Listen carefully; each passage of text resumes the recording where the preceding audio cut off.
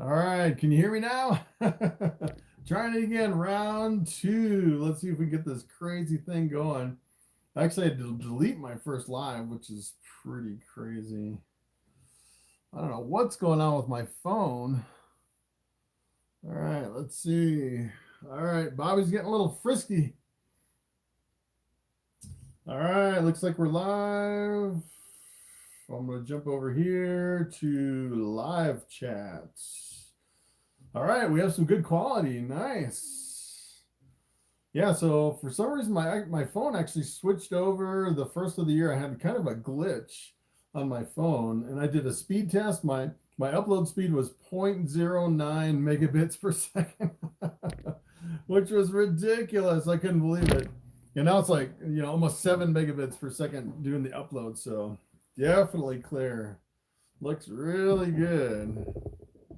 Compared to before, it was just one big blur. All right, much better now. Yes, Royalty Morphs dropping in to say hello.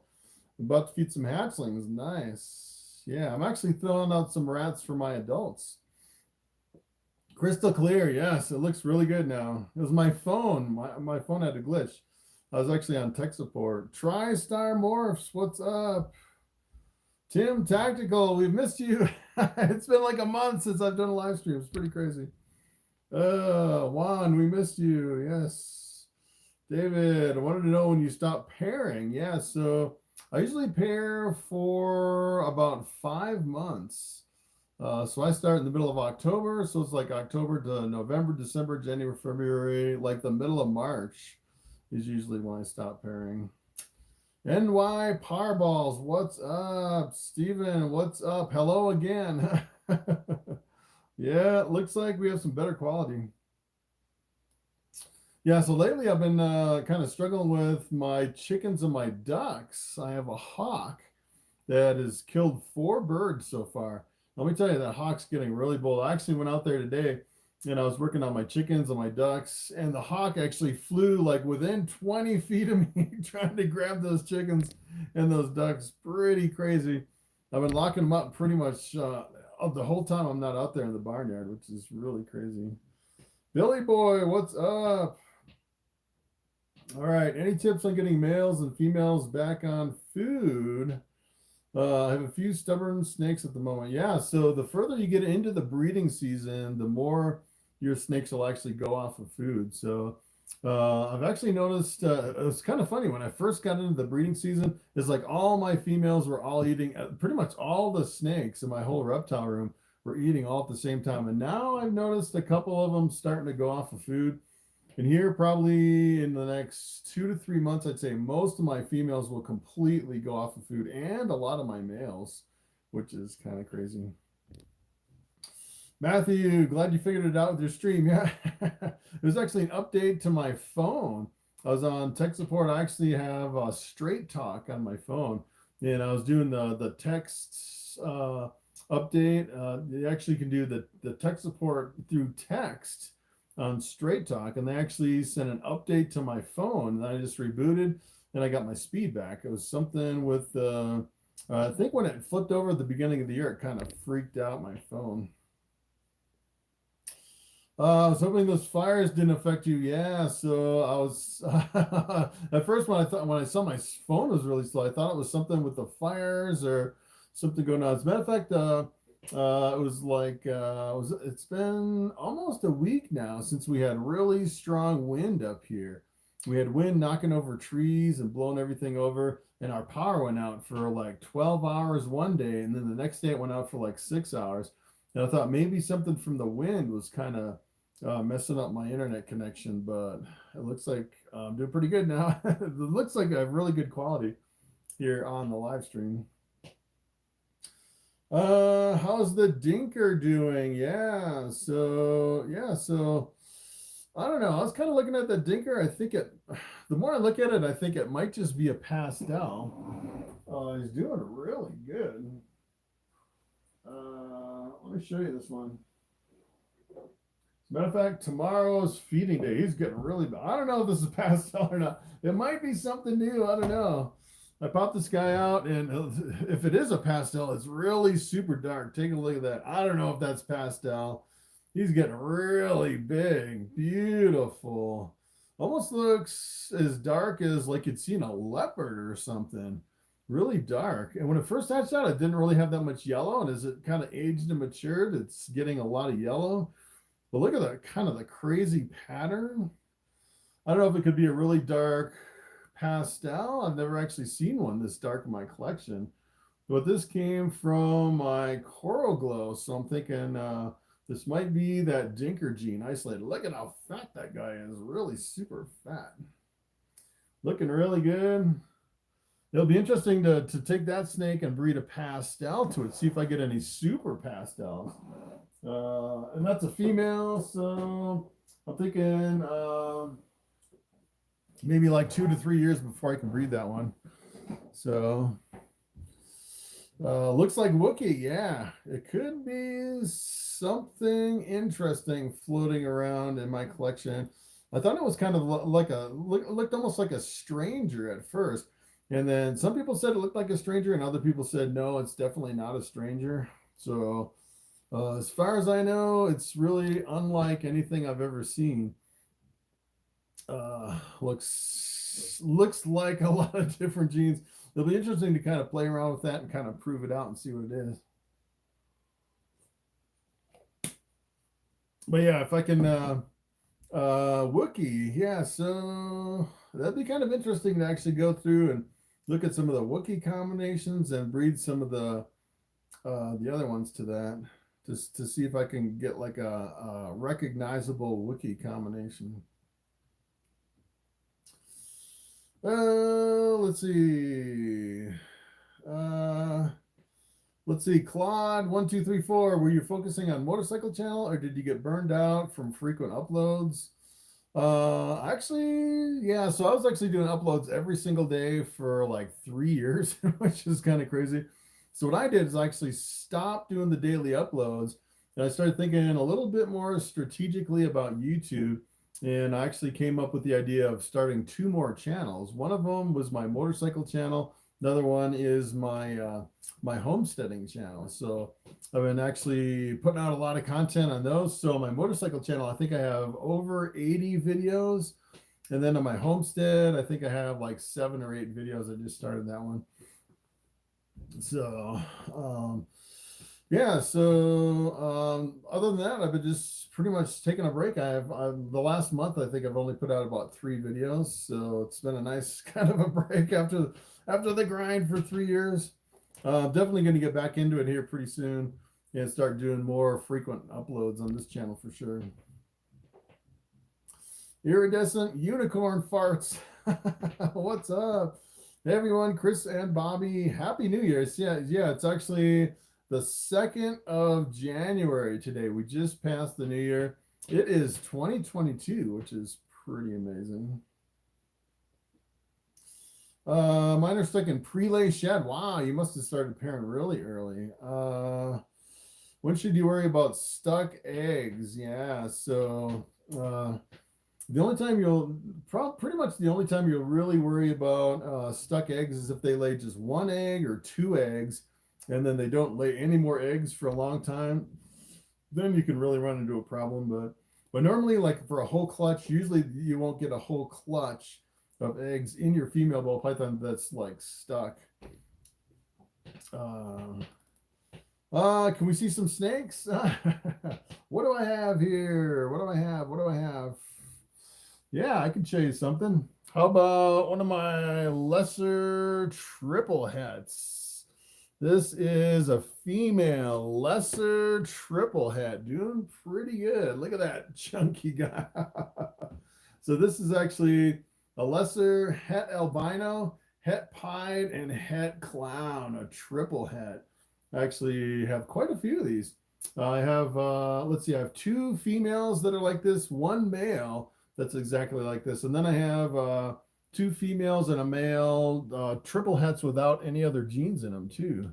So really working on the triple hets on those. So that's pretty cool. Doug, what's going on? Just wanted to ask a question about head-to-head pairing. What are the odds of producing visuals? Yeah, so if you breed 100% het to 100% het, you'll actually get 25% visuals. And then the rest of them would be 66% het for those two, assuming they're the same kind of het. Yeah, 25% visuals. I've actually done I've done some heads to heads before, and sometimes the odds can really play, you know, mind games with you. So you know, technically the odds are 25%, but you know, sometimes you can get 100%, sometimes you get 0% for even a couple clutches sometimes, which is kind of maddening. As a matter of fact, I did a visual to a het last year, and I got no visuals. It should have been 50%. I got no visuals. Daniel, greetings from Brazil. Wow, Brazil. Cool. Let's see. Congrats for the amazing work. Thanks. Looks like Wookie. Yes, another Wookie.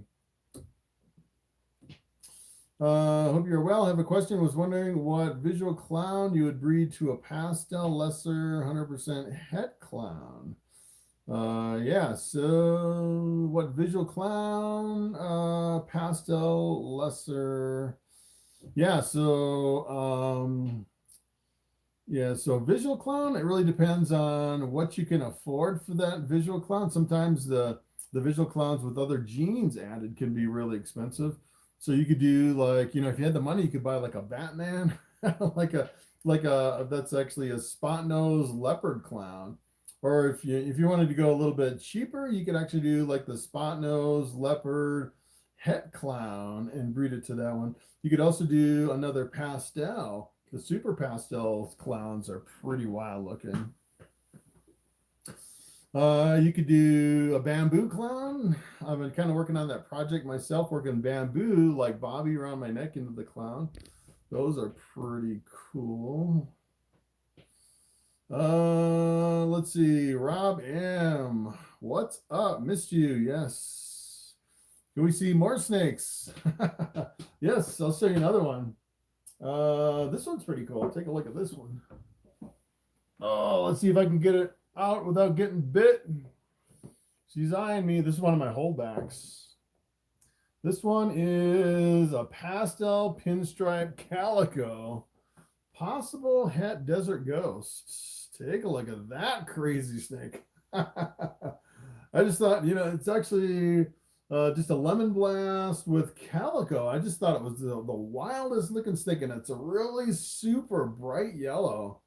Unlike anything I've actually seen before. Working calico into a lemon blast the first time I did it. So that's just really wild looking. I thought I am definitely gonna keep that one. That's a crazy looking snake. And it's a female. Trying to beef up my females. Probably 50% het desert ghost on this one.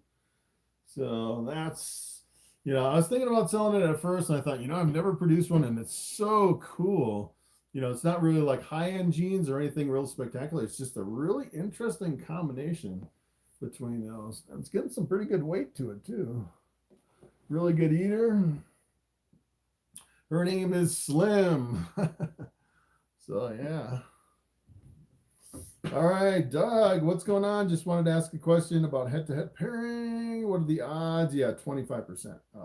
Let's see. Let's see.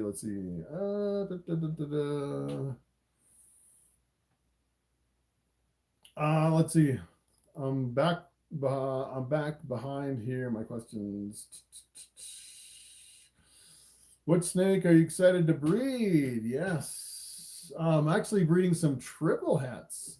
Let me show you this triple het. Actually, probably one of the best ones that I'm really excited to breed. I want to show you this one. I think this one might lay some eggs. So take a look at this one. Ooh. She's in her water bowl. So I'm breeding this girl for the first time. Take a look at this girl. Oh, if she goes, it'll be amazing. Take a look at this girl. I think she might go. She's got some pretty good weight to her. This is actually a lemon blast scaleless head, a scaleless head female. And if you actually take a look at her head, look at the scales missing from her head there. Lots of scales missing. And I'm reading this one to a lesser scaleless head. So I could get some completely scaleless ball pythons, which would be my first ones, which is pretty crazy. I remember when I first saw the completely scaleless, they're selling for like $150,000 a piece, which is kind of crazy. But yeah, she's been eating really good. She's got some good weight on her.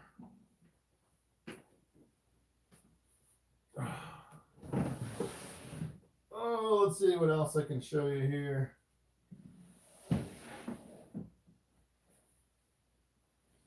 So this one is actually the male that I'm breeding to that one. This is a lesser scaleless head, which is pretty cool. Nice looking snakes, got some really good weight. I think he's definitely big enough to breed. I don't know what Bobby's doing here. I got all these snakes, and he's definitely a scaleless head. You can see just a little bit of scale missing from the head on that one. Not as much as the other. If my camera will focus. Maybe. Yeah, that's pretty exciting. So I've been working on that project since 2017, I think, is when I first started on the scaleless project. So 18, 19, 20, 21, like 5 years. 5 years. Hopefully I'll actually hit it. Actually, next year will be 6 years. When they actually lay eggs, it'll be 6 years. Monarch came from pastels. Wow.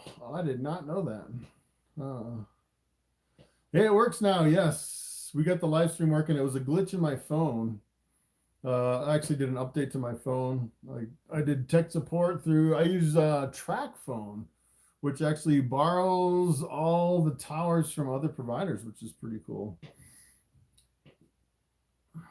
How much do I make a year off all pythons? Really depends on the year.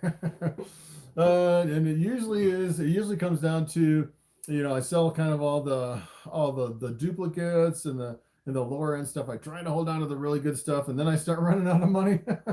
And then I'm like, all right, I have all these holdbacks. Which ones do I have to sell to kind of make ends meet before the end of the year, before things kind of switch over? Of course, this year I did pretty good on YouTube and everything else. So I've been able to hold back a lot of holdbacks this year, hopefully. So I won't really have a problem there. So it really depends. Sometimes you can make a lot with the snakes. Sometimes I make a lot with YouTube and not as much with the snakes, and kind of flip-flops. I actually have probably a dozen different income streams, I'd say. I sell the dubia roaches, I sell the fertile duck eggs, the fertile chicken eggs, stuff like that. So, but as far as, yeah, I do pretty good with the snakes. I could probably do better if I had better breeding parents. So like this year I had a couple, and sometimes it depends on the odds too. So, I bred like my albino het pied to an albino pied, and I got 50%. Sometimes you'll get 0 visuals, and sometimes you'll get all visuals. So it really depends as far as what you get for your breeding. Sometimes you can make a lot. Sometimes you're barely scraping the bottom. Triple hets, yes. All my triple hets are albino pied clowns, which is pretty cool. Camp for life. Ever breed a panda? Nope, I've never bred a panda. So the panda pine is the super black pastel pied, which is a completely black and white pine, which is probably one of the most amazing looking snakes. The problem is with the super black pastels, sometimes you can have genetic defects like kinking or kind of the duck billing. So it's kind of a challenging project. It's kind of like maybe not as bad as breeding spiders. I've actually bred some spiders. I had good luck with all my spiders that I've ever produced, but you're always taking a chance when you're breeding spiders or champagnes or super black pastels, or sometimes you can get the genetic defects with those. Chester Swing Jr., what's up? Merry Christmas, happy and prosperous New Year to you and your family. Thank you. Frilled Neck Dragon UK, what's up? Why is everyone sleeping on mahogany? I actually made a mahogany video years ago. I think it's been like back then. Why is everyone sleeping on mahogany? It's actually a dark gene that gives you kind of like a coppery colored snake, which is pretty cool.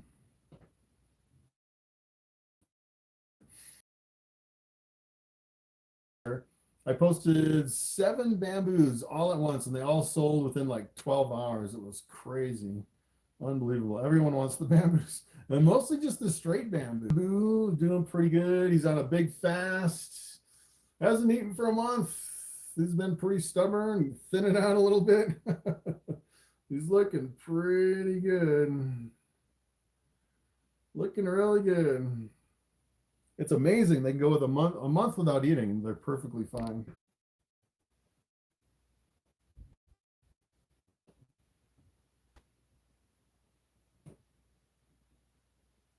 All right. Can you hear me now?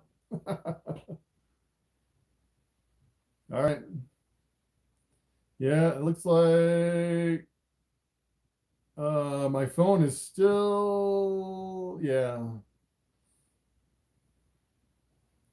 All right. Yeah, it's this crazy phone. I don't know what happened. All right, it's clearing up a little bit. Yeah, so it's weird because I kept doing the speed test on my phone over and over and over. And sometimes it would say my internet is really slow, and then it would say your speed is very high. So I think it's gonna kind of jump in and out. I was thinking of actually changing my plan, kind of change plans to kind of reboot my plan, but I don't know if that's gonna work. All right, all right, all right. Yeah. All right. So kind of coming back a little bit.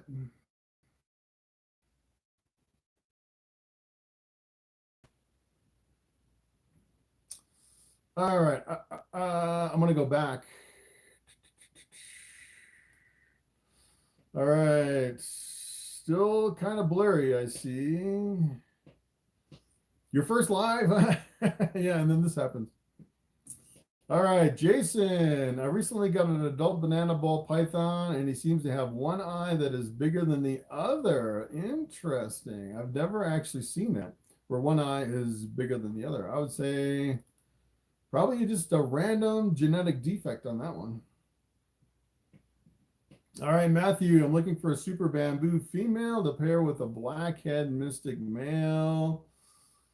If I do make a super bamboo, I'll definitely probably keep one male and sell the rest. I'm breeding a bamboo to another bamboo, so I might actually get one this year, which would be pretty cool. Texoma examples, does he eat frozen thawed, and can I see him? Did we freeze again? Let's see. Yes, I can show you Snuggles. Can you hear me now? Oh, this internet's pretty bad.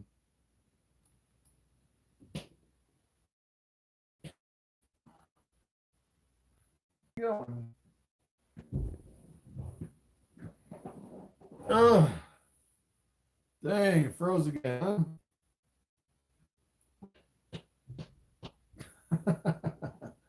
All right, all right, all right.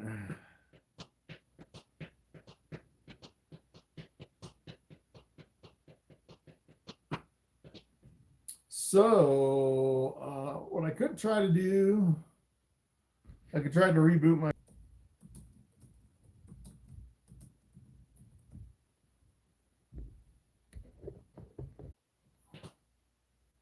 All right, so if this works, it'll be a miracle. All right, I rebooted my phone and I rejoined. I can't believe it kind of held my place here.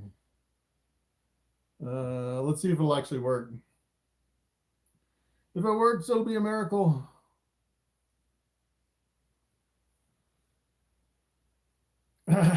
Still froze. I think it still froze. Let me refresh my YouTube page here. Hey, I think it's working. All right, we're back. It's a miracle. It worked. All right, so yeah, not too bad. Let me go up to higher resolution on my laptop. Wow, I can't believe it actually works. Yeah, now it looks like we're back in full resolution. All right, nice. Wow. Usually I just bail on something like that. All right, so someone wanted to see Snuggles. I have an interesting, yes, Parsons Python. So I do have Snuggles right here. Take a look at this. This is Snuggles. Take a look at that beauty. Beautiful, beautiful. Pretty awesome snake. I have an interesting story about this one too. Someone actually bought, there's actually a couple people that were interested in buying the snake, two at the same time. And I actually sold it to the first person. And then the second person wanted to, as a matter of fact, they both paid for the snake at the same time. And I got double the payment. So I actually had to refund one of them. Usually my policy is whoever pays first gets the snake.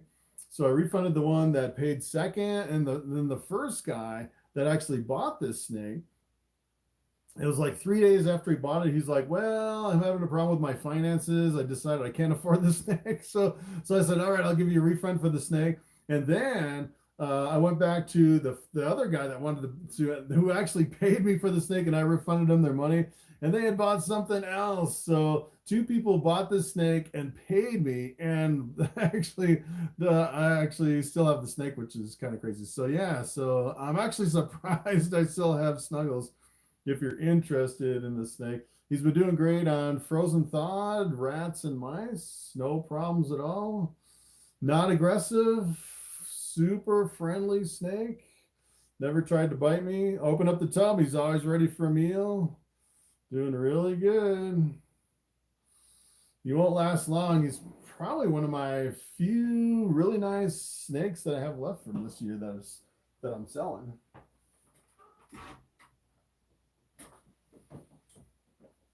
So yeah, I actually still have sold on his tub, which is kind of crazy. So yeah, if you're interested in that snake, I have it listed over on Morphmarket, and the link is underneath my videos. I actually have the links. Let's see. It's Serendipity Snakes and Snitches. Happy New Year. What's up? Becca, were you overwhelmed learning all the morphs when you first started breeding? Yes, I was really... I don't think I was really overwhelmed. I was just really amazed at all the different morphs. When I started doing videos, I think that's the kind of the hardest part. I was trying to do videos on every single gene, and then all the the 2 gene combos and the 3 gene combos. Some of the most popular stuff, and there's so many of them. It was pretty crazy. Yeah, I'm not froze anymore because I rebooted my phone. I rebooted my phone and actually picked up right where I left off, which is pretty crazy. I don't know you could actually do that. What's an expensive project you wouldn't mind getting into if money wasn't an issue? I would probably buy like a pair of monsoons or something like that, which would be pretty cool. It's one of the more expensive. The other thing with monsoon is it's really visually dominant. So I've actually seen other people working other genes into monsoon, and sometimes the monsoon's so dominant it completely hides a lot of the other genes. But I'd like to do like a monsoon pied, or maybe like a super cinnamon monsoon. Sometimes you can get some interesting effects with new genes with like the super cinnamon, which would be kind of interesting. Or maybe do like a champagne monsoon. That would be pretty interesting.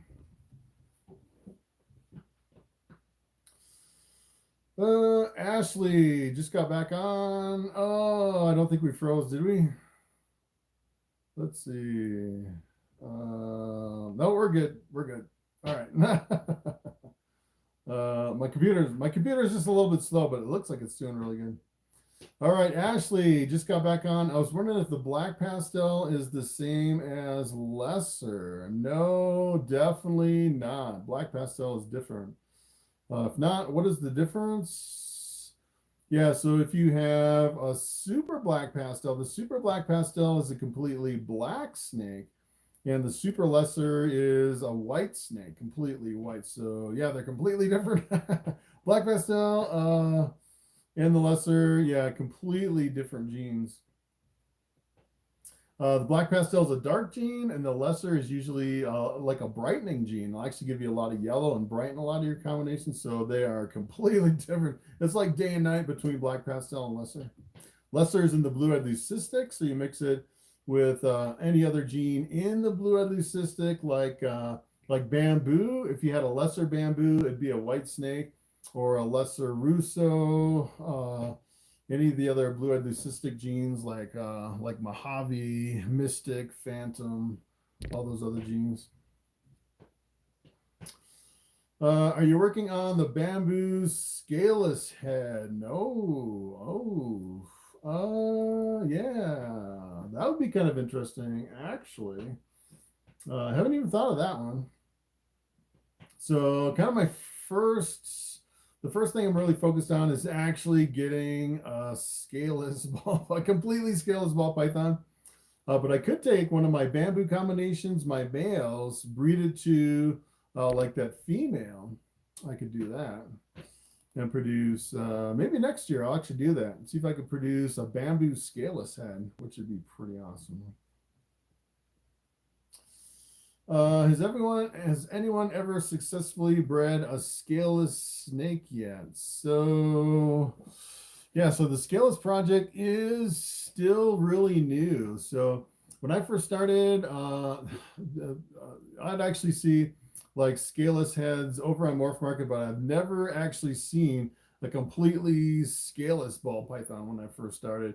And it wasn't only until maybe I was into it maybe 2 years that I saw my first completely scaleless ball python. So it's only been, I think the scaleless has only been, so if you actually produced a scaleless as soon as you possibly could, they may be ready to breed maybe like 2 years ago. So you're coming up against kind of the full potential of the scaleless. I'd say maybe this year or next year, where you could actually, well, even then still, because keep in mind, you have to produce a female, and then you have to actually raise it up for at least 3 years before you can breed it back to a male. So it'd be interesting to see if people have pairs of scaleless that are ready to breed. I actually heard a rumor that someone actually did produce eggs from a female scaleless ball python, but I'm not sure exactly who that was. I own a scaleless head. They have been produced female on eggs, are still a mystery. Well, that's what you'd want. A female, a completely scaleless female laying eggs. Not sure. I think the project's just still too new as far as that. Let's see. The real J Nice. What's up? The best advice you give to someone aspiring to breed ball pythons? Let's see. All right, we're still going. I was like, wait a minute, my computer froze. But it looks like this stream's still up. All right. Recessive, codoms, equipment, etc. Yeah, so probably the best advice is to go to YouTube and just research as much as you can about all the different genes and all the equipment and everything. When I started, I'd say I kind of went high end. I bought these ARS caging systems and I just did like a few levels at a time and built up slowly over the last few years. I would probably recommend doing codominant first, because if you're doing recessive and you actually produce a lot of hets, sometimes it can get really frustrating producing hets. Let's see, Manuel, if you want to get into a new project now, which gene would you start working with? Yeah, so I thought about doing like a confusion or an acid or a static or something like that, which would be pretty cool. There's a lot of cool genes. Mahogany would be pretty cool, or the Wookiee. Speaking of Wookiee, Wookiee would be pretty cool. I might, as a matter of fact, when I first started, I was thinking about doing tri-stripes, specifically going down kind of the road of the albino tri-stripes, which would be pretty cool. Let me see. All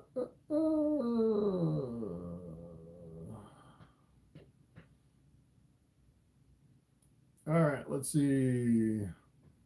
All right, raised scales. I just picked up a citrus pastel fire. Can you explain the citrus pastel? Yes. So when it comes to pastels, I'd say pastels are one of the more variable genes. So I've actually produced quite a few pastels here in my collection. Some of them are pretty dark. Some of them are super bright.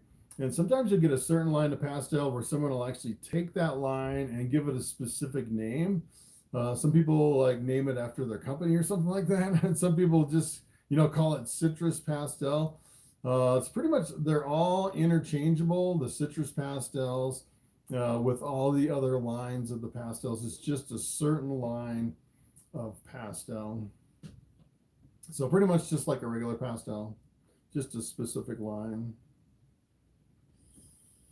Let's see, Sumapide with a splash of black pastel or cinnamon. Yes. Interesting. Yeah. So that's kind of the other workaround, trying to make the black pastel. You can actually make the Sumapide, which is the super mahogany pied, which it looks kind of like the super black pastel pied, except it's got a little bit more color. It's not completely black. They'll actually add the black pastel or the cinnamon to really darken it up. You kind of avoid the super cinnamon or the super black pastel. Sometimes you can have genetic defects from those. Number 20. Hey, what's up? Long time no see. Let's see. All right. All right. Can you hear me now? Good. All right. Oh, let's see. Looks pretty blurry. Oh, all right. I can reboot my phone again. I don't know how long this live stream is going to last. It keeps going in and out with this crazy phone. Logan, how are your retics doing? They're doing good. I actually paired them up this year and I saw really solid lock for several hours, which is pretty cool. My retic, my oldest retic, the female, she's 5 years old now, so I'm hoping she'll actually lay this year. All right, should I reboot my phone? My quality is really bad. Really bad. All right. Well, it's clearing up a little bit.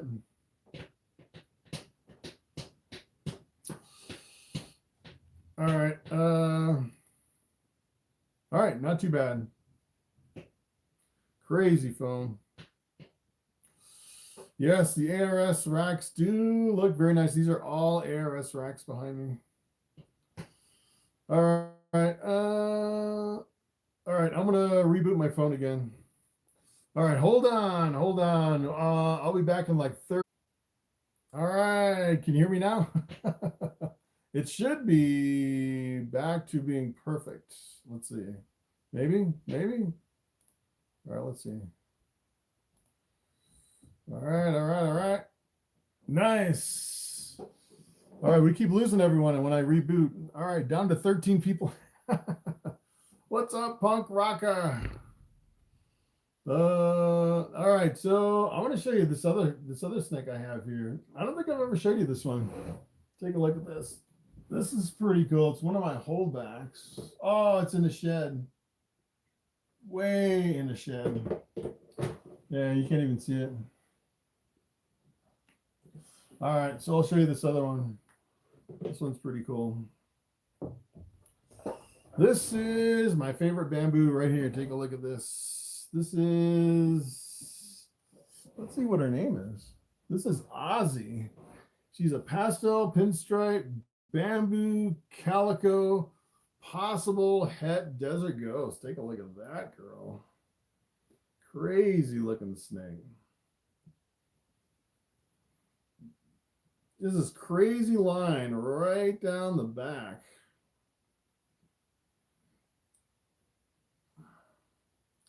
That crazy or what? And this is the one that actually hatched out completely white. That's a really cool snake. It's getting pretty big too. Not too bad. That is Ozzy. That's Bobby's granddaughter, which is pretty crazy. All right, we're back up to 24 people. I don't know how long this phone's gonna last. What's my favorite morph? Probably the bamboo if you get the right combo. Punk Rocka, where you been? I actually started 2 other channels. I started my motorcycle channel and a homesteading channel here on YouTube. Both of them are doing pretty good too. Not too bad. If you actually go to my channel page on YouTube, at the very bottom, you'll actually see my list of channels. You can actually go over there and subscribe to all my channels. So, yeah. So I have been taking a break too. This month, I think I only put out like 3 or 4 videos. All right, Scott. When starting out breeding, would you start out with 1 gene or several genes? Probably what I would do is if I actually started out again, I get lower end females like normals or single gene females, and I get like a really high end, like multiple dominant or co-dominant genes in a male, and then you can breed it to those females and get like a whole rainbow of colors. So I'd probably do like maybe like a 3 or 4 gene male, breed it to like normal females or like single gene females. And you get a whole bunch of stuff. The problem is if you get too many genes, like if you bought like 5 gene males and 5 gene females and bred them together, I've actually seen people do that, and they'll get, you know, like 8 or 9 or 10 gene hatchlings. And then the problem is you can't identify any of the hatchlings because there's so many genes in there, which is another whole frustration, especially if you're starting out with Bol Pythons. Royalty Morphs, finish feeding the hatchlings. You doing an ultrasound or pairing video? I'm not sure. Usually when I do ultrasound videos, they pretty much tank. Nobody actually watches the ultrasound videos, so I haven't really been doing those that much. But I may do one just for kicks, kind of at the end of the season. Throw in the kind of the ultrasounds, just kind of as a cleanup to see if any of my females are going to lay. Scott, just wanted to let you know your videos have helped me out so much. Thank you. Matthew, I like the sable morph. Yes, I don't think I've done a video on the sable. I'll have to think about that one. Bill Smith, glad to see you back. Oh, you know what? I'm going to switch to live chat because I was on top chat and it seems like I missed a lot of the questions on top chat. All right, yes. I saw a bamboo combo that looked like the monsoon. Interesting. Don't remember what the other genes were. Deviant's World of Reptiles, what's up? I saw your channel's really close to getting monetized. That's pretty cool. You're like right below 1,000 subs, which is pretty cool. T&J Reptiles, I have a pastel bamboo that I just bought a bamboo male for. Nice. So yeah, keep in mind with the pastel bamboos, usually they start out looking just like the bamboo, and then as they age just a little bit, you'll actually see a lot of that yellow color coming in with your pastel bamboos. So they can be a little bit tricky at first. I remember the first time I made bamboos and pastel bamboos, I could not tell the difference between them. I actually sold them, all of them, as like possible pastels. And then if you wait like maybe like 2 or 3 months, a lot of times you can see the yellow just really popping out. They really change. B-Bab22, what's up? How was your 2021 season? Better or worse? I think this season was probably the second best season I ever had in Boll Pythons. I hatched out 99 hatchlings, which is pretty crazy. So usually, I think the year before I had like 55 or something like that. And the most I ever hatched out was like 130. So it really can swing from one season to another. That's another thing about breeding Ball Pythons. If you have, not all your snakes laying eggs, sometimes it can be really financially challenging, no matter if you hit the odds or not, if you don't produce that many snakes.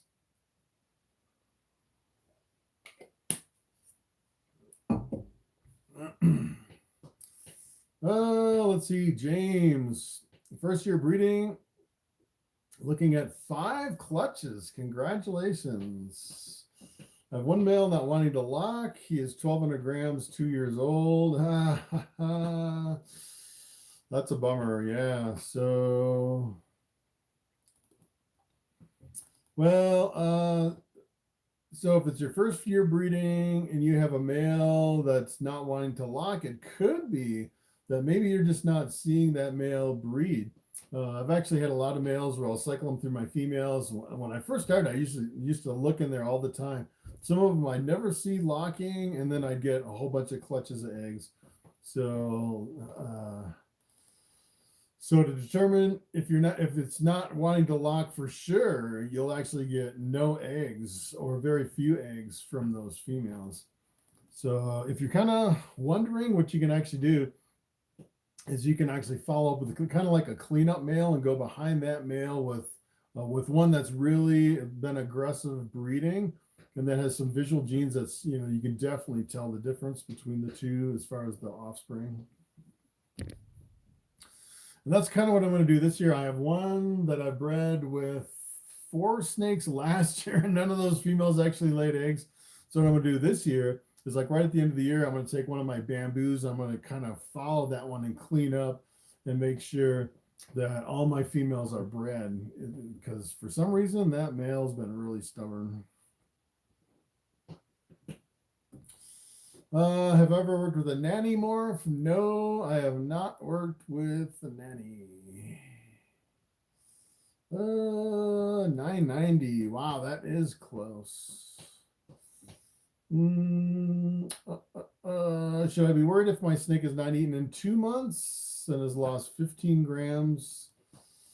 Usually I don't worry, especially if you're going into the breeding season. Usually most of your females, especially if you're breeding your females, a lot of them will go off of food pretty much anywhere from this time to the next month or 2. Sometimes they'll stop eating for, I'd say, maybe 3 or 4 months as they build those eggs. And you'll know they're actually building because they get fatter and fatter and fatter, but they're not eating. And you just know it's part of the process as far as breeding ball pythons. And a lot of times, even if they don't go, they're not building eggs. A lot of times they'll still go off of food too. So, and if it's a male, sometimes the male will go off of food this time of year too. So right now, I'd say most of my snakes are still eating, which is kind of unusual. But I would say here, probably in the next 2 to 3 months, I'd say probably 90% of all my snakes will just absolutely stop eating. All my breeders. Punk Rocka, I hatched out 6 pastel het pies. The next day, the local pet store asked if I had any snakes. Ended up buying all of them. I won't let them go until they're ready, but my mind was blown. Yes, pet stores, reptile stores will buy every single hatchling that you have, depending on the price, but usually they'll buy them all. All they do is just flip them and sell them. So, yeah. And you can also do like store credit too. A lot of the pet stores will do store credit, which is kind of cool.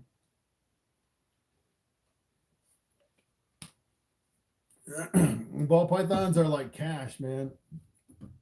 You bring them to the reptile store, they'll give you store credit, and you can just go. You can buy, whatever you want in the store, which is pretty neat.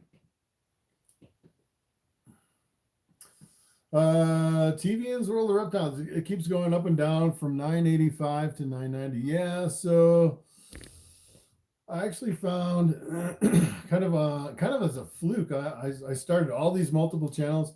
I actually have I think I have like 26 YouTube channels, like 3 active ones, but I have like a whole bunch of random YouTube channels that I just kind of made up. And I kind of have this idea, hey, what if I go over to this person's channel? I could keep switching channels through all my channels and subscribe on each channel. So I could actually go over to your channel right now, where you're at, even at $9.85, and within just a couple minutes, I could bring you up over 1,000 subscribers. But what I actually found is the very next day, what YouTube will do, they caught on to this trick. They'll actually go over to your channel, realize that all these subs are from multiple accounts from the same user, and they'll delete all those subscribers. So I can go over there and I'll give you 26 subs today from all my channels, and tomorrow it'll subtract 25 of them. And I've actually seen a lot of people kind of doing the same thing, creating multiple channels, and they'll subscribe with all the different channels, and then YouTube will keep deleting them all but one. And I think that's why a lot of times your channel will go up and down. You gain 20 and then you'll lose 19. It's all from the same person, trying to kind of trick the system like that. It doesn't actually work. How many watch hours do you have? Yeah, I actually just passed 1,000 subscribers on my homestead channel, and I only have not even 500 watch hours. That's kind of what I'm waiting on that channel. On my motorcycle channel, I actually got monetized, which is pretty cool. All right, let's see. I'm still behind, maybe 20 questions. Quality still looks pretty good, not too bad. 55 people on the stream. We've been struggling for 41 minutes with the quality, in and out, rebooting my phone. All right, let's see. Dodgy Trickster, what's up? Can you say if it's better to use Mojave for the male or female to get blue-eyed leucistic? Yeah, so the males and the females doesn't really matter as far as the genes. You can use the genes in either the male or the female. You get the same odds and the same results from the male and the female. The only thing that is different is if you have like a really expensive gene, you might want to put it in your male, because you can take that male and then breed multiple females and kind of spread out that really expensive gene and move projects a lot faster, which is pretty nice. So everybody always wants the females, but the problem is if you get the female, you end up waiting at least 2 to 3 years before you can breed it. So sometimes the males are better in certain situations, especially if you're trying to move projects forward really fast. Sometimes it's better to have the males. All right, Steve, I have a pastel butter inchy male. What would you pair with them? Ooh, good question. Pastel butter inchy. So keep in mind the butter is pretty much the same thing as the lesser. So that's in the blue-eyed leucistic complex. You can breed it with like Mojave, Russo, Mystic, Phantom, Bamboo, Mocha. All those are in the blue-eyed leucistic complex, and you make the completely white snake. With the pastel, pretty much my favorite with the pastel is the super pastel. As a matter of fact, every super pastel that I'm producing from here on out, I'm saving all my super pastels, whether they're male or female, and I'm really going to increase the super pastels in my collection. I just love anything in with the super pastels. And then Enchi works pretty good with anything. Really works good with the visually dominant genes. So like the coral glows and the bananas works really good with the Enchis. You could do super Enchi, which is a real strong pattern reducing combination with 2 copies of the Enchi. Let's see, not nearly enough. Trying to do more lives. Yeah, so that's the hard part with YouTube, is getting the watch time, the 4,000 hours. That's crazy. I remember when I first started YouTube, it didn't take that much to actually get monetized. And then I realized you could make money on YouTube and then try to get monetized after it was kind of too late. And that's after they changed the rules, and then it was really hard again. On my Chris Hardwick channel. As a matter of fact, this channel used to be called AAA Webmaster, AAA Webmaster, way back 12 years ago when I first started it, which is kind of crazy. Jeff Lewis, did I get the booster shot? Yes, I got the booster shot. Took the 3rd shot of the Pfizer, and I got really sick again. All the shots. Like, it's the first one, I got really sick for like 4 months. I was really sick. And the second shot, I was sick for like maybe about 2 months, month and a half, something like that. And then the 3rd shot, I was sick for maybe about a week. Let's see. What's the best holdback?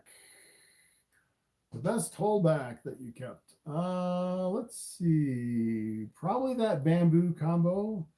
I would say I could show you some of my holdbacks. I had my triple hets that I showed earlier, my lesser triple hets. Let's see, what else do I have here? Ooh, you haven't seen this one. I don't even know if it's a male or female, but I'm holding it back. This is, I guess I should probe this and figure out what it is. This is a super pastel. I'm holding back all my super pastels. Super pastel, 100% het Desert Ghost on this one. Going for the Desert Ghost and with the super pastels. If I could breathe this to you like just a plain Desert Ghost, yeah. The pastel Desert Ghosts are phenomenal. So don't even know if it's a male or female. I'm keeping it. Let's see, what else do I have? Ooh, let's take a look at this one. I've been trying for this one for years. Here's another holdback. Take a look at this one. A female albino pie. Take a look at that beauty. Nice. I'm not selling this one. I actually produced one 2 years ago, and the guy's breeding it already. I'm like, oh, I need to. I was like, oh, he's like begging me to buy it, and I sold it. I was like, oh, I'll just produce another one. But now I'm a couple years behind on that project. Ooh, how about this one? This one's kind of faded out. This is my Enchi's Super Pastel Pinstripe, 100% het Desert Ghost. So this is the Super Pastel with the Lemon Blast. In a deep shed, you can't really see his true colors. But he is an awesome snake. That is a male. So I'll definitely be breeding that to some of my female het Desert Ghosts. Here's another holdback. This one's, I got him right behind the camera. Oh, this guy's fired up. Woo! This one is Ozzy, Pastel Pinstripe, Bamboo, Calico, possible het Desert Ghost, and it's a female. Definitely love that one. That one's crazy looking. And let's see, what else do I have for holdbacks? Oh, I got another holdback. Check this one out.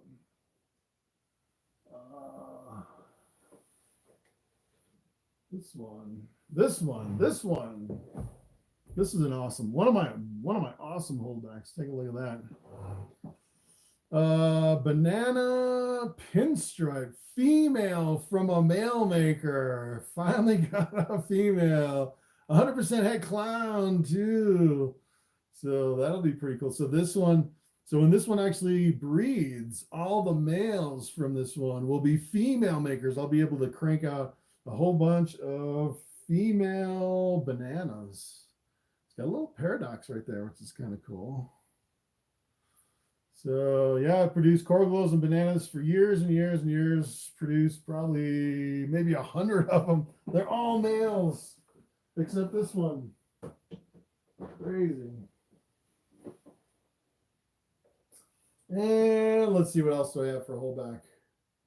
So I have my dinker, my triple hat, multiple triple hats. I think that's it.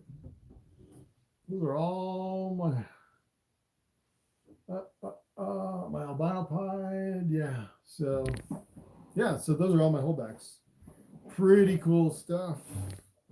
Should boost my collection, assuming I don't run out of money and have to sell them, which sometimes I do. Hey, we got a super chat. Nice. The first super chat. All right. Venom Wonderful. If they produce hemipenes, which one do we stroke? All right. That's an X-rated super chat. All right. I plead the fifth on that one. All right, let's see. Thank you for the super chat. I was starting to wonder if the super chat was actually working. Sometimes I actually forget to turn it on.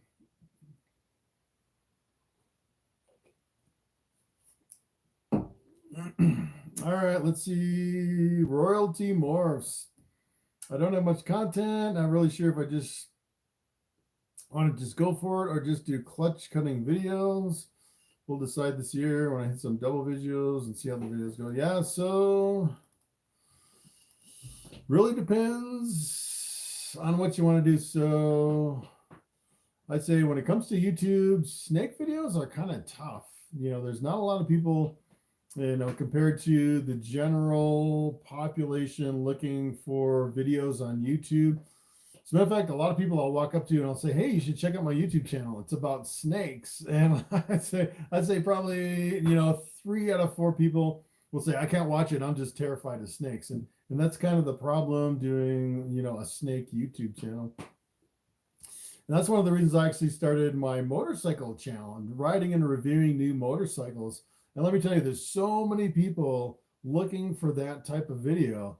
I'm getting like, I only have like 80 videos. I'm getting like 500 views a day, which I've never seen anything like that over here on my snake channel. It's just growing so much faster.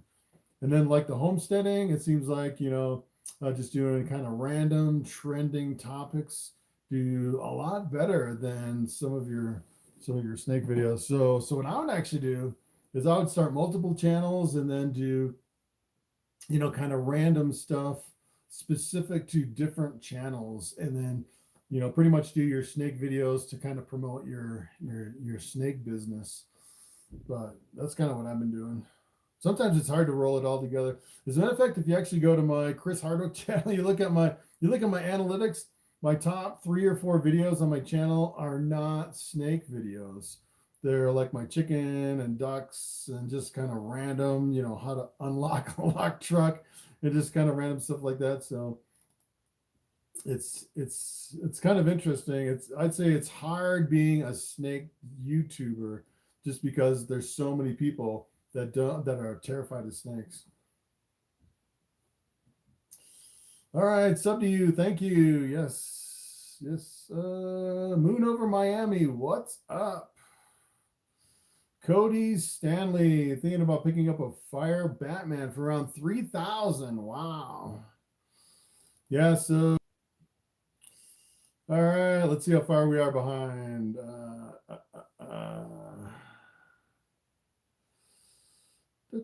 Yes, I did see your question. I just haven't got there yet. I'm about 20 questions behind here. Ashley, how heavy are you supposed to feed in breeding season? Yeah, so when you first pair up, you really want to increase the food of your snakes. As a matter of fact, I have some that I'm probably not feeding enough because they're a little bit thin still. But once they reach a certain point, pretty much most of them or all of them will completely go off of food. So when you start pairing up, you'll actually have like maybe, I'd say 2.5 month window where they're really aggressively eating. And then after that, I'd say most of them will go off of food.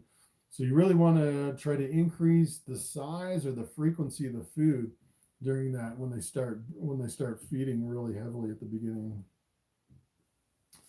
But you don't want to push them too much, because if you have a snake that regurgitates from eating too big of a rodent or too many in a row, then you can have a problem with regurgitation over and over from that specific snake. So you really want to avoid overfeeding to that point.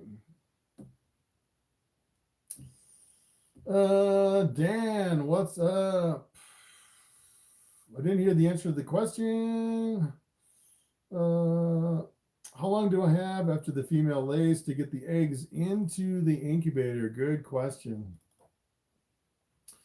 So I kind of have the usually what I do is I try to get in there and get the eggs out as soon as the female lays all the eggs. I've actually taken a vacation for several days and came back after several days, and I had some eggs that were sitting there for like 3 days, 3 or 4 days or something like that before I actually caught them and put them in the incubator, and they were all fine. So keep in mind, my ambient temperature here in my room is like 80 degrees, and then my hotspot's like 90s. So I don't think it really matters. It just kind of dries out the eggs a little bit. But I've seen people like a whole week, they kind of miss the eggs. They're not checking their females all the time, and even after a whole week under the female. Well, as a matter of fact, you can actually maternally incubate. so I think you can go probably like, a couple weeks and still put them in the incubator and still do pretty good. So I think you'd be okay on that one. Florida Born Exotics, what's up? Any advice on how to keep up the humidity in the snake's cage? Yes. So I like to use the coconut husks, the chips, the coconut husk chips, and maybe go, I'd say maybe an inch and a half. And then I actually go in with like a watering can and kind of sprinkle the substrate. And it really depends on what your ambient humidity is too. So like in here, I actually run a whole room humidifier, and it'll actually keep the humidity in here about mid 50s or something like that. But I still go in probably every 4 to 5 days and just to kind of sprinkle water in every single tub. All right, we got a super chat. Wow. I'm like way behind on these questions. All right, Silver Cash 86. Thank you for the super chat. Can you change substrate from cocoa to paper towels during breeding season? Yes. As a matter of fact, that's probably what I should do. Actually, it seems like if you go to a paper substrate like paper towels or just like unprinted newspaper, it seems like it keeps the eggs a lot cleaner and they don't get stained or kind of like dented in from the coconut chip. So that might be actually a great idea. Once your snakes start ovulating, maybe kind of clean out all the substrate and then kind of change it all over to a paper substrate. I might actually do that this year. That's actually a great idea.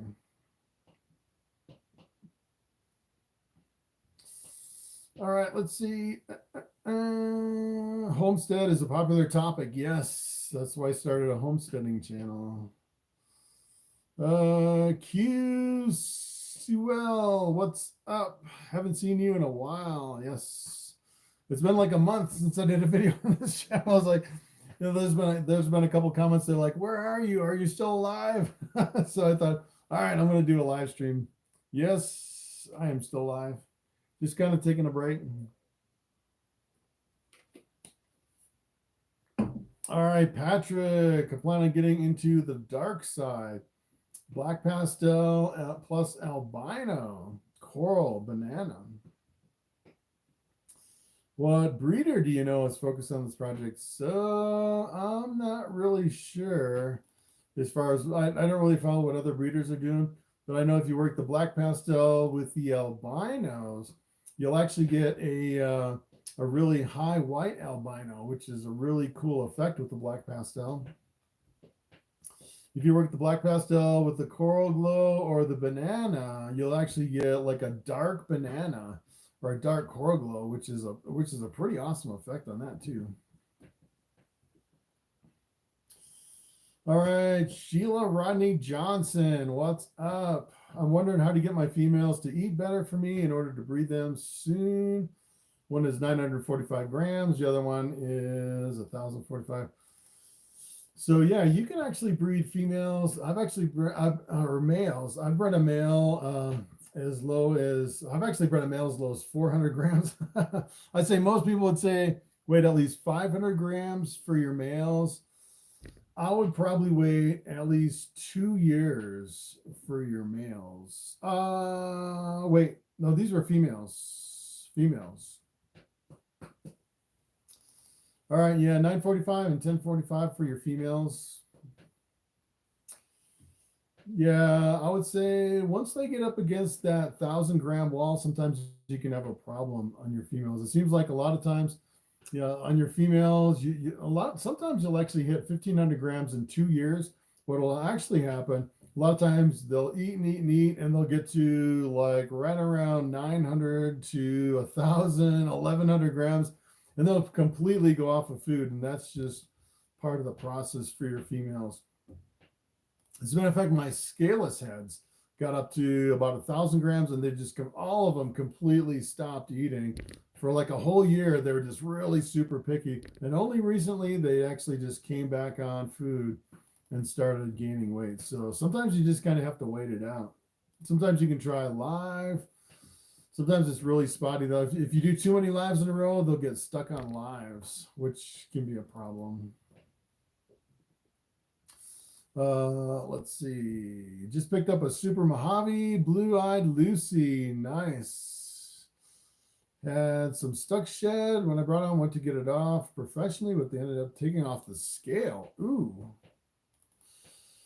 Yeah, that's not good. So usually what I do for like a stuck shed, as a matter of fact, I've had quite a few stuck sheds lately. For some reason, I don't know what's going on, but I'll actually bring the snake up to the kitchen sink and I'll fill it maybe about 4 inches with like 90-degree water. And I'll just kind of, I'll hold the snake's head and I'll dunk the whole body in the water and get everything wet, and then just take the snake out of the water and kind of rub the snake. And then maybe just kind of splash some water on the snake and just kind of keep rubbing him for maybe about 5 or 10 minutes or something like that. And slowly work on the stuck shed. And usually that'll get most of it off. If I have like a little spot that's like super stuck on there, I'll just pretty much ignore it until the next time. Maybe save it for another session. But I won't like go to the extreme where I'm trying to take it all off, and especially you have to be careful of the scales. Kiona Ponce, what morph is that on your neck? This is Bobby, my bamboo ball python. He is an 8-year-old, actually 9-year-old now. He's a male. Look at how big he is. Beautiful male bamboo. He's on pretty much all my videos. He's like my friendliest snake in my whole collection. Super friendly. Super, super friendly. Not head shy at all. Take a look at that. Yeah. He's pretty awesome. He hasn't done a live stream for almost a month. He's getting a little squirrely now. He is pretty much the star of my YouTube channel. Let's see. Uh, uh, uh, let's see. All right, so you said they took out the scale that protects his actual eye. It looks infected and green. Ooh, yeah, I didn't read the rest of the question, so not sure about that one. Hey, we got another super chat. All right, Silver Cash 86. Thank you for the super chat. I've watched you for years. Started out with the rat breeding tips. That's probably definitely getting big. Definitely enjoy the educational videos. Yeah, it seemed like, especially if you're starting out with YouTube videos, it seems like your rat breeding videos do a lot better than a lot of your snake videos. I would say like the rat breeding, the egg cutting does really well. Some people do the live feeding. The live feeding does good, but YouTube is really cracking down on a lot of the live feeding. They'll actually take a lot of your videos down. So you have to really be careful. I don't do live feedings at all because I don't want to lose the I don't want to lose the money that I got from the ad money on that. Sometimes they want the money back if they delete the video. Let's see. The hated movie collector. My internet is really lagging tonight. I miss you. I missed if you even answered my question. Yeah, if I missed your question, you have to re-ask the question because I actually did miss a few questions way back there. Mirzan Iskandar. I think I pronounced that right. What's up? Hey, Chris, did you take a vacation since your last upload was a month ago? I actually started 2 more YouTube channels. Yeah, so I started my motorcycle channel and I started a homesteading channel. And I took some time off too, so I think this last month I only uploaded like 3 or 4 videos or something like that on my other channels. I haven't uploaded anything on this one. You never take off the shed. Yeah, you have to be really careful when you're taking off the shed. So on some of my stuck sheds this last month, I actually did have stuck sheds on the eyes on some of them. You have to be really careful. What I like to do is I like to try not to touch the eye when I'm actually working. I'll get the whole snake wet and kind of rub the snake to get all the shed off. And then the eyes, you have to be really gentle trying to get the shed off the eyes. I try not to touch the eyes at all. I try to kind of work it from around the eyes. All right, another super chat. My pairing this season, Pastel Lesser Calico to Soul Sucker. Nice. That's pretty awesome. That's pretty cool.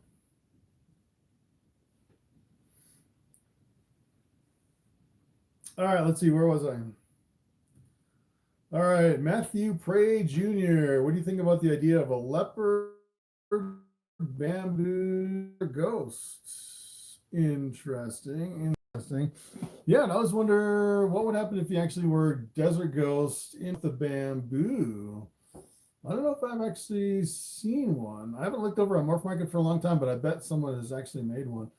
But I always thought it wouldn't make that. Yeah, so my phone says we've been live for 29 minutes, but this says we started streaming like 42 minutes ago, which is crazy. All right, so we'll do another, 15 minutes, maybe. All right, let's see. All right, quality looks good. It looks like we're back up. Every time we have to I don't know what's going on with my phone. I had to reboot it like 4 times now. And when I first started, they did this weird update to my phone to fix it. So all right, let's see. Let me go back to where I was.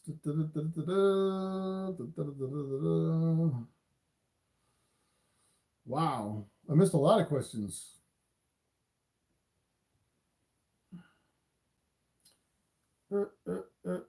All right, the hated movie collector. What's up? Picked up a lemon blast a couple of weeks ago. Named her Phoenix. Actually, kind of a dork pickup. Had her sister a pinstripe that died suddenly. Wow. Yeah, so it's pretty unusual. You'll actually get a ball python that dies. I think out of the hundreds and hundreds of snakes that I've had over the last 6 years, I think I've only had maybe 2 snakes die. They're pretty resilient. So it's pretty rare that you'll actually get a snake that'll die. You need to link your homestead channel on here now. Yeah, I could link my channels on here, but if you actually go to my homepage on YouTube, the Chris Hardwick channel, if you just click on my name, it'll bring you over to my channel, and if you scroll all the way to the bottom, you'll actually see I have 3 little icons for my 3 channels. If you want to check out my channels. Let's see. AKs are fun. What's up from Oregon? What's up? Ball Python love. Never went live. Drop the link. Yeah, you can't join this live. I'm not going through StreamYard. I'm going directly through YouTube here. Yeah. Let's see. Mirzan Iskandar. What's up? How about you do a YouTube series visiting famous reptile keepers? Yeah, that's one way to go. The problem is it takes a lot of money to fly around visiting everybody, and I have a lot of animals here that need, to be fed every single day. So I'd have to figure out who could actually take care of all my animals. But yeah, if my YouTube channel really blows up and I make tons of money and I need a business expense and I want to burn up a lot of money in like airplane gas or something like that, I want to fly around, visit everyone, that would be a way to go. But yeah, that takes a lot of money and a lot of time to do that. All right, let's see. I still don't understand male and female makers. I have a male banana. I was told it's a male maker. Yeah, so if you take a male maker banana and you breed it to any other snake, you'll get half bananas and half non-banana offspring. So all the offspring that have the banana gene, they'll all be male makers because they came from a male maker. It gets a little bit confusing. And keep in mind, only the males can be male makers or female makers. Your females will actually lay half males and half females, so they're not male makers. But all the males that come from a female will be a female maker, and they'll actually have all female banana offspring, which is kind of crazy. When I first started breeding, it was weird because I actually bought a coral glow, pretty much the same thing as a banana. And I actually didn't even ask if it was a male maker or female maker. Didn't ask the guy I got it from. And I decided, all right, I'm just going to let it surprise me. And I'm going to take that coral glow and I'm going to breed it to a bunch of snakes. And sure enough, every single coral glow that I've ever produced in the last 4 or 5 years breeding that snake every single one of them has been a male. And I actually had a male maker banana that I produced a female from. So they say like 1 in 100, you can actually get a female from a male maker. So it's not 100%.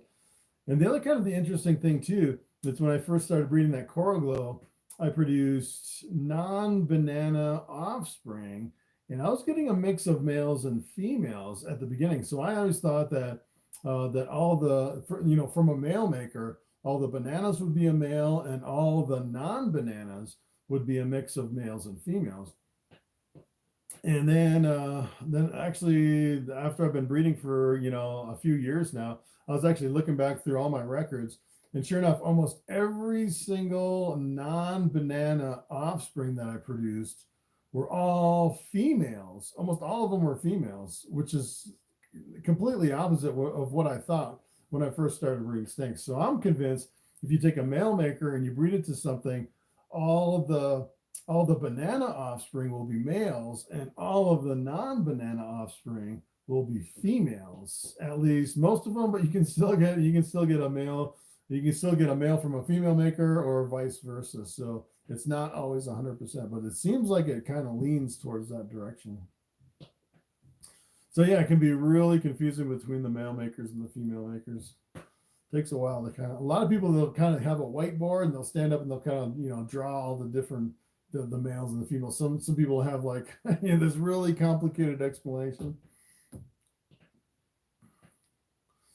Can I see a ball python pinstripe? I have one female, but I don't really want to handle her right now because tonight is feeding day, and I don't think I have. Oh, maybe. I don't know if I have a pinstripe. Hatchling, maybe left. A straight pinstripe. I have a pastel pinstripe. Oh, I think I sold all my pinstripes. I had several of them. Let me look over here. I might have a pinstripe. Hold on. Corgla, Albino Pine, pastel pinstripe. No straight pinstripes, except I have one big female that I'm going to feed tonight, so I don't really want to handle her. All right, Fairly, is it possible to make a purple passion axanthic? Seems pointless. Yeah, so yeah. It's kind of interesting. Sometimes you think, hey, this is kind of pointless, and then you do it and you get something completely different. And sometimes it'll blow you away and you'll be like, wow, well, why hasn't anyone ever produced this before? But yeah, I would actually try that. The purple passion and the axanthic. That'd be pretty interesting. So keep in mind the purple passion is kind of like a blue-eyed leucistic that's has a little bit of purplish color coming through. So it may or may not work with the axanthic. It may be hard to tell if you actually have the axanthic in there. But you could try it. It'll be kind of an interesting project. Seems a shame that so many are afraid of snakes. Yes. Let's see. Gerard, what's up? I had an issue today. My snake is a very dumb eater. You'll eat from the butt or the middle. I've never seen anything like this. It's a bumblebee male. So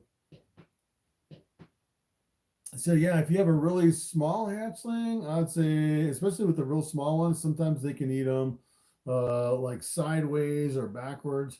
But if you actually get like a full-size adult ball python like Bobby here around my neck, if you tried to eat a rat backwards, it seems like usually the tail gets in the way and they actually won't eat it in most cases. They'll kind of slobber all over it and then spit it out, trying to eat it backwards. Usually they'll figure it out. But if you have, like rat pups or something like that are kind of really small and kind of soft all the way around, sometimes they'll eat them backwards, which I've seen quite a bit.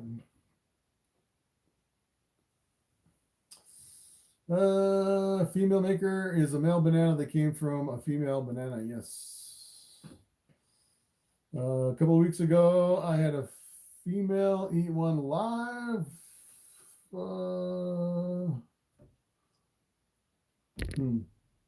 Interesting.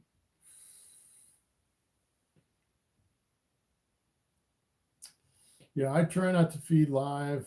Yeah, so I was worried about that. So if they actually eat a rodent and the rodent is still alive while they're swallowing it, I would think that could definitely be dangerous for the snake, I would think. So yeah, I try not to do live at all. Rude Dog Reptiles, what's up? Uncut Currency, what's going on? Do I drop my temperatures for breeding? No, I think I'm one of the only few people that don't drop temperatures. For breeding, I just put the male in with the female. Don't really drop temperatures at all. Although I would say in the winter, I do tend to get a little bit more, this side of the room over on this side, right behind the camera actually gets chilly because I have a window over here with a lot of insulation. It's really super insulated, but it gets really super cold up here in the mountains. But I don't think it really drops that much. I usually keep it 80, 81 degrees ambient temperature, and then 90 degrees for the hot spot. And I don't really change anything. And I seem to have really good success. So pairing anything to make a scaleless this year. Yes, I am breeding some scaleless this year. I actually showed this earlier. I could show it again if you want. All right, let me show you my female. I think she might lay, actually.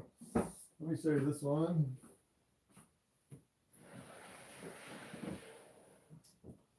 This girl is not that friendly, I'd say.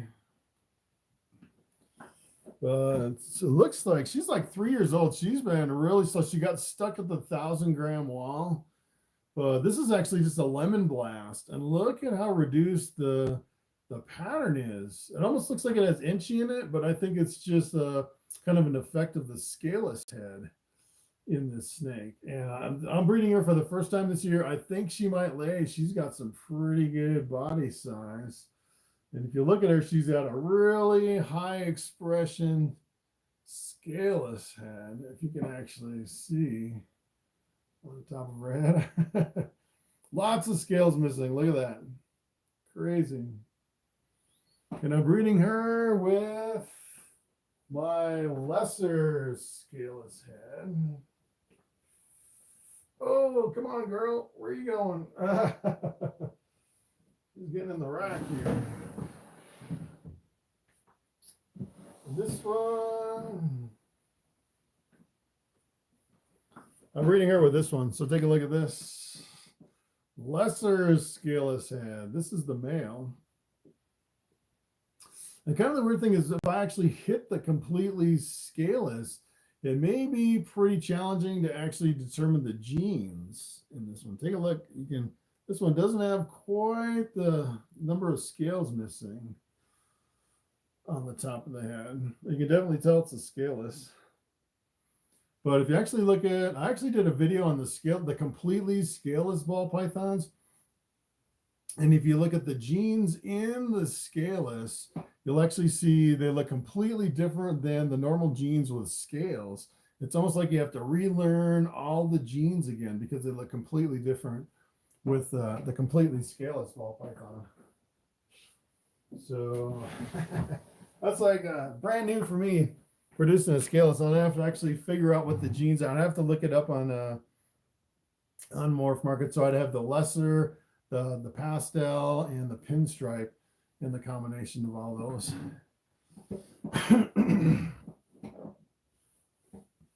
And then if I could produce like a lesser female scaleless set, I could actually do like a blue-eyed leucistic, completely scaleless, which would be pretty awesome. Completely white scaleless snake, that'd be pretty awesome.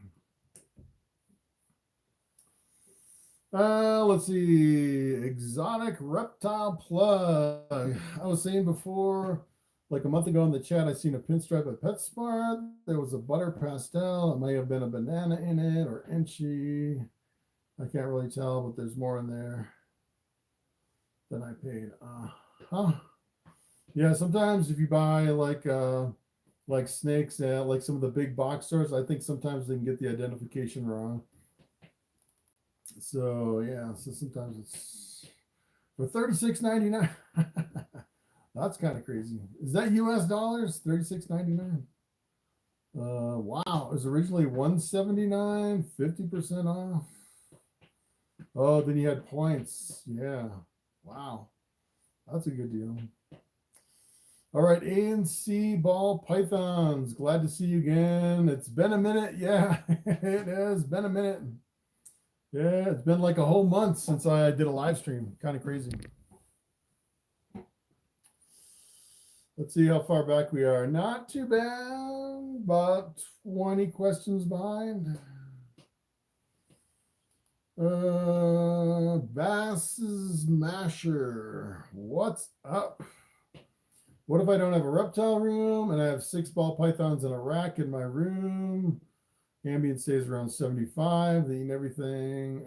Does it need to be 80? No, you can do an ambient of 75. That's pretty good. I'd say your ambient probably could be down to 70. Maybe the low 70s. I wouldn't go below 70 though, as far as an ambient. Let's see. I keep my room at 75 also. Let's see.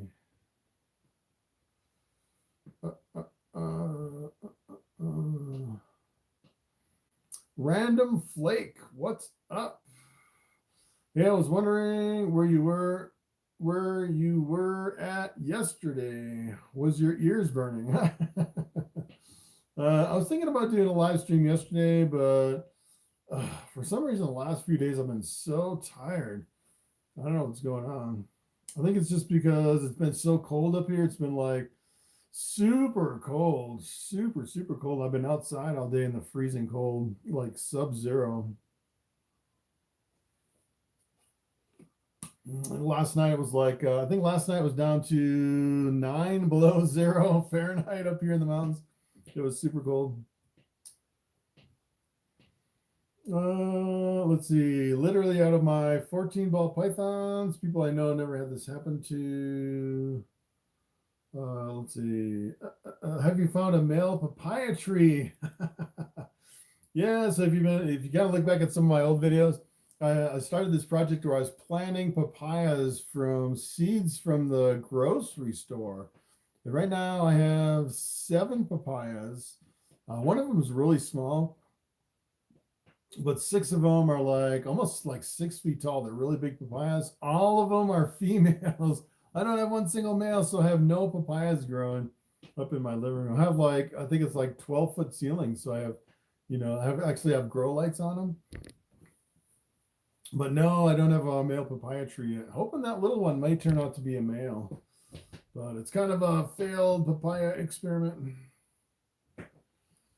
All right, Sheila Rodney Johnson. How long does it take to see ball python eggs hatching? So, yeah, so normally it takes about 2 months for ball python eggs to hatch.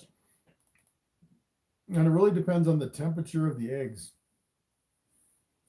So if you hatch them, I'd say if you hatch them like at 90 degrees, usually it's right around 60 days. But if you actually increase the temperature a few degrees, you'll actually speed up the time by, I'd say, I don't really know exactly. I've actually had kind of a variation in my incubator. So it's a few degrees hotter on the top, a few degrees colder on the bottom. And it seems like just by changing it just a few degrees, it seems like it changes the incubation period by maybe 2 or 3 days, just for a couple degrees, which is kind of interesting. So like at 92 degrees, you'll hatch like 2 to 3 days earlier.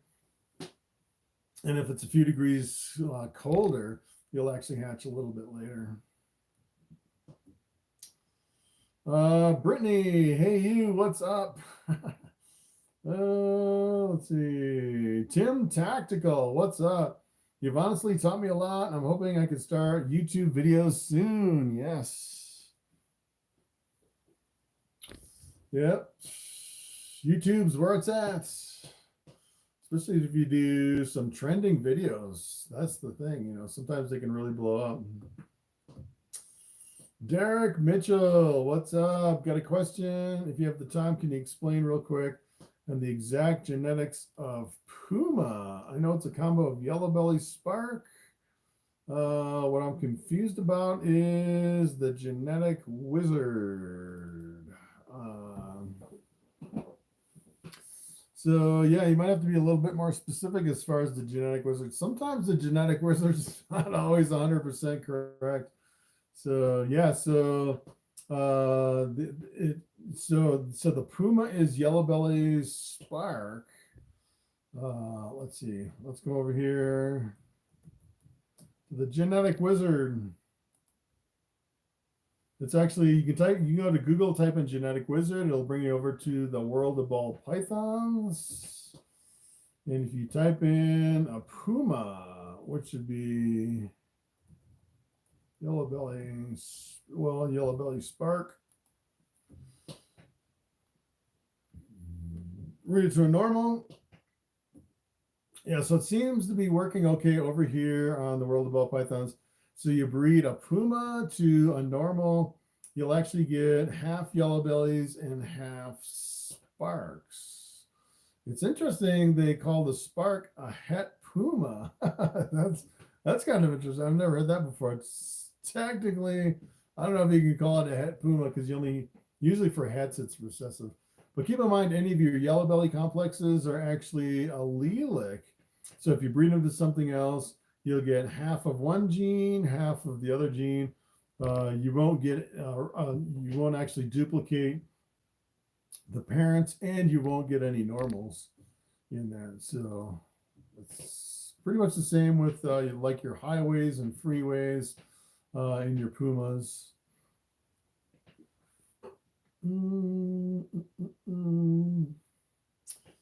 Golden constrictors. Do you have any desert ghost pairings? Yes. So I actually produced a really cool visual desert ghost from pairing my visual desert ghost with my it was actually a pastel calico that can't come to find out it was actually het for desert ghost.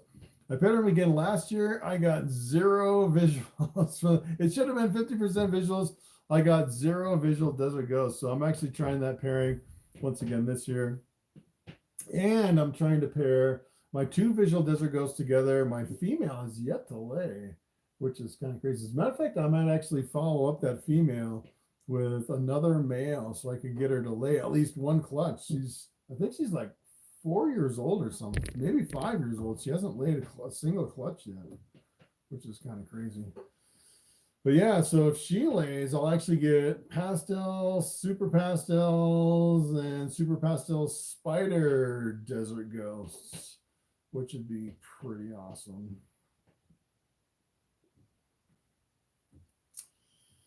Let's see.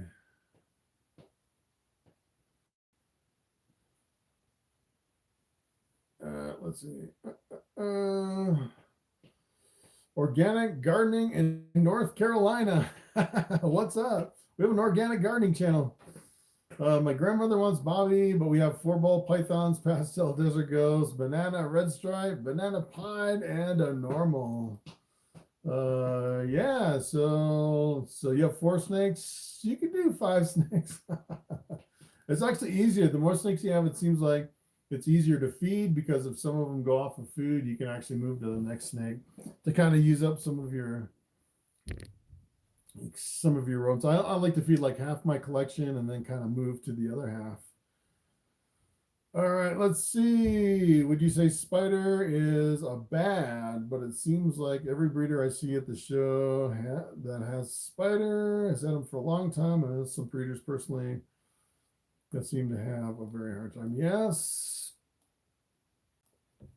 So spider's kind of weird. Nobody can really figure out why the spider has the head wobble, what causes the wobble, and why some people breed spiders for years and years, never have a problem, and then some people will breed spiders and every single offspring will have a very bad wobble. So I think some people say it's just kind of random. Some people say that some of the offsprings can be perfectly fine and then they kind of develop the head wobble as they age and mature. Some people say never breed spiders. So it really depends on, your experience and personal preference. And I think it's just kind of random. I think it depends on the line of spider too. Some people just seems like they just have more luck with the spiders.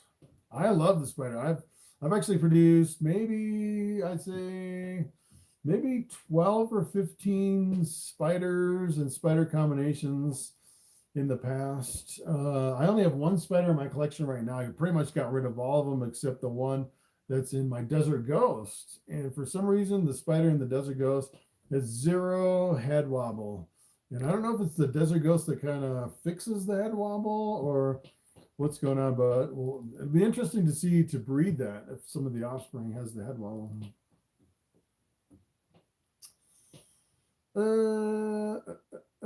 Let's see. Yeah, so the spider to spider is a lethal gene. That's why I kind of pared down to just one spider, because I had like when I started, I had like 6 different spiders and spider combinations. And then you realize you can't breed any of those 6 snakes together. so you're kind of limited as far as what you can breed together. So I was like, all right, I'm just gonna have one spider, and then I can still breed all my snakes to any of my other snakes, and I'm not limited with lethal combinations. That was kind of my thinking. Let's see. I will pay you to answer my question. What is the question? Oh, that was the puma. Yeah. Puma is a 2-gene codom. Yes, but it is allelic. Let's see. Chester Swing Jr., what's up? Are you planning any motorcycle trips in 2022? Yeah, so in 2022, I'm going to do more ride and review of new motorcycles. So I actually look at some of the demo days. They had one that I missed. It was Ducati demo days, which, you know, in the demo days, you actually go, a lot of times they'll bring in like an 18-wheeler and they'll have like 15 different models of motorcycles. Sometimes they'll only have like 3 models all the way up to like 15. And you just go bike after bike after bike and just take them for a test drive. So that's pretty much what I'm doing for that. There actually is. As a matter of fact, there's something coming up in January. If you're interested, let me bring up my Outlook here. Yeah, January 29th and 30th. There's the Colorado Motorcycle Expo, which I'm definitely going to go to. They have like, it's like they have like the biggest motorcycle swap meet where you can, it's like it's kind of like a big yard sale for motorcycle stuff. They have some interesting entertainments. I think they have like a wet t-shirt contest and stuff like that. I thought maybe some of that stuff would be interesting on my YouTube channel. I don't know. I'd probably have to, rate it for 18 years old and above. But some of that, some of those expos and some of the videos like that do really well on YouTube. So not sure if I'm going to go Saturday or Sunday to that, but that'll be pretty interesting. Let's see. Do you know much about IBD, and what do you do if it comes in contact with your collection? So I'm pretty sure IBD is the really contagious virus that affects boa constrictors and ball pythons. And what it'll do is it'll actually give them like a head wobble. You'll actually see kind of like a head wobble in some of your snakes, and it'll go through your whole collection and it'll kill a lot of snakes really fast. You definitely do not want IBD. And I think you can actually test for it too. I don't know much about it. It is terrible. People have been wiped out. Yes. Let's see. Looking forward on you getting rich so you can collab with everybody. Yes, that's the idea. Get rich on YouTube. Then you can do whatever you want. Let's see. Brian, what's up? Brian Suppa. As someone with only a CPL snakes, how many times does a male need to breed? Oh, a couple snakes. I was like, all right, what? All right, so if you only have a couple snakes, how many times does a male need to breed with a female? Once a week, once a month? Yeah, so normally I'd say most people would say that males should be bred with their females at least once a month, maybe twice a month, pretty much maximum. As a matter of fact, when I first started out, I was actually rotating my males through my females like every few days, going through all my females. And then I was actually watching a lot of YouTube videos and people are like, no, you only have to pair them up like once a month. And the next year I was actually pairing up once a month, and I had a really good year just pairing them up once a month. And it really depends on how many males and females that you're pairing up together. So if you take one male and you try to breed it with, like 10 females, sometimes that can be a little problematic because you're taking one male, you're putting it with a female for 3 days, and then moving it to another one and another one, another one. There's like only so much time in a month that you can breed your males and your females. It kind of limits the number of females that you can breed to a male and still hit that once a month, kind of the sweet spot, breeding the males to the females. So I would kind of shoot for once a month, maybe twice a month. I'd probably go for a maximum of 4 females per male in any one breeding season. And that seems to work pretty well. Let's see. My bamboo head looms like Bobby. Kind of different like pattern. That's funny. All right, Derek. I know what I was getting at. If I pair a Puma to my Mojave, the results don't show a 3-gene snake. Yes, because the Puma is allelic. It'll produce half sparks, half yellow bellies. You won't reproduce the parent on any of your yellow belly, like your Pumas, your highways, or your freeways. It kind of acts like a super if you breed any of those to something else. You won't actually reproduce the super with anything. When is your next video coming out? Good question. I'm not sure exactly when I'm going to go back into a more regular schedule of breeding video or doing videos. All right, Juan, which is the video you talk about the plastic labels you use on your tubs?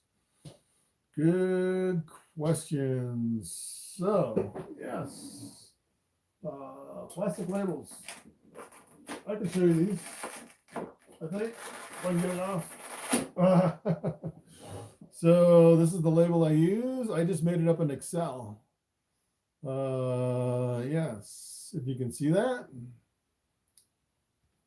So what I did is I actually bought blue index cards, just like regular index cards that are blank on both sides. You can use any color, and I just kind of made this up in Excel. And then this is actually a holder for baseball cards. So you can actually just buy these on Amazon. And some of these cards are really tight in here, so sometimes you have to take a scissors and kind of trim them down so they fit in here. But most of them will actually fit right in here. If I can actually get it in there with my glasses. I actually don't need glasses for close-up work. And then what I do is I put a little piece of tape, just Scotch tape on the end of the card so it doesn't disappear in the holder, so I can actually grab it and pull it out. And then I put a little piece of Velcro on the back so it can just Velcro right to the tub. And essentially what this is a feeding card. So when I feed my snakes, I actually have 3 little check marks per week. So I can feed up to 3 times per week. I'd say usually you don't want to go above 2 times per week, but sometimes I'll do 3. Sometimes I'll do 4 if I have, a really skinny snake that's been fasting a long time and I want to kind of get them up to weight really quick. Sometimes, very rarely, I'll do 4 per week. But, just looking at the card at a glance, you can see every single thing they've eaten in the whole year. But the only thing is, when you actually start the card over, like right now, I have to change all the cards because it's January. And then what I actually do is I put last year's card behind it. So if I'm wondering how a snake's been eating, I can look at this one. Then I can pull out the front card, look at the back card, and at a glance, I can see the whole year of feeding from that snake, which is pretty awesome. These have been working really well. And I actually had a link somewhere as far as the Excel spreadsheet that I use.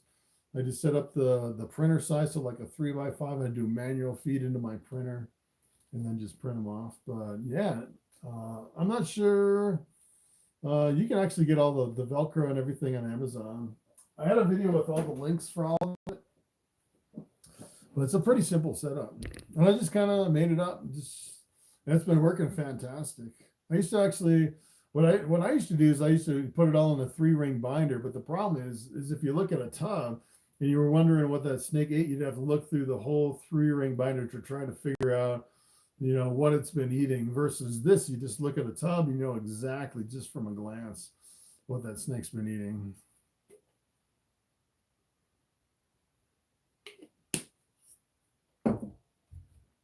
All right, let's see where we're at. Derek, do you have an email? No, I really don't do emails or phone calls. If you have a question, you can ask it on the live streams, and I'll try my best to actually cover it on the live stream. But yeah, so yeah, with how many subscribers I have and all the people, like 53,000 subscribers. If I did email, the email would be overwhelming. Even the comments, on a lot of my videos, because I have with all my channels, I have 1,300 videos or something like that. And all the comments that come on all the videos every single day, I have a hard enough time just trying to read them, much less trying to respond to all of them. So it gets a little bit crazy with that. And for a while, people actually found my phone number, and my phone was ringing off the hook. I couldn't even answer my phone because it was like a full-time job trying to just answer my phone. So I don't really do phone or text or email. I try to catch up, with everybody just on the live streams as far as the questions. So let's see. Are you planning to go to Repticon? I might do some Colorado shows, maybe. I won't be selling any snakes, but I might actually just show up and kind of walk around. Maybe do a little video of the show. The shows are pretty small now because of the whole pandemic thing. I went to one of the last shows. It was pretty small. All right, Denise, I think my comments keep getting deleted. Yes, actually, depending on the words you use over in the chat, I think there's an automatic moderator. If you use the wrong word, I know there's a list of words in the moderator. I think your comments can get automatically deleted over here. But let's see, just curious to see if the nanny gene is worth $800. There was a nanny Mojave. Mojaves go for 300. Wow. Yeah, it seems like all the prices are really increasing. Yeah, so it really depends on what's out there too. So, sometimes if you find, someone producing a certain gene that nobody's working with anymore, sometimes they can, kind of artificially increase the price. And you pretty much have to pay it if you want to get into that, because there's, it kind of eliminates the competition. And a lot of it's really supply and demand too. It's like, for example, when I started selling albino pies, I was selling for $1,200 back in the day. And then all of a sudden someone came out and they started producing hundreds and hundreds of albino pies that really drove the price down, and it really came down. And now it seems like there's not that many albino pies. A lot of people get into a project, produce a whole bunch, and then kind of get out of it. And now, if you're sitting on the only albino pies on Morphmarket, you could actually increase the price a little bit because, you don't have all that competition. So that's kind of how the pricing works as far as the supply and the demand. Oh, I just lost my computer because it's not plugged in. I was trying to figure out my phone and I unplugged my computer and my battery just died. But I do have the plug right here. All right, so I can't see my questions. All right, I'm going to boot this up again now that I plugged it in. Oh, let's see. Oh, my phone was actually plugged into my computer, draining my battery. All right, here we go. All right, so it looks like I can see some questions up here. Let's see. Da, da, da, da, da.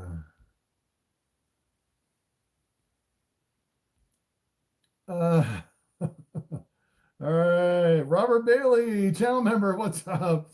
Hey, Chris, Bobby looking fresh out of the shed and shiny. Yeah, actually, he said he's actually really super shiny, which is pretty wild. But he's been fasting, so he hasn't really been. I don't know when he last shed. Maybe I think it's been a couple weeks since he actually shed. All right, let's see if I can get the my questions down here on my laptop. It's kind of hard on my phone. Let's see. What do you recommend for mild respiratory infection in ball pythons? I would definitely bring them to the vet. I'd say most likely the vet will actually give them injections with a needle for a respiratory infection. I used to suggest you could do like what was it? I can't remember what it was. Something with a fogger, but it was like an off-label application. I would probably wouldn't do it. I think it was F10 with a fogger. All right, let's see. We are coming back up here on my laptop. Wow, the quality still looks pretty good, actually. Not too bad.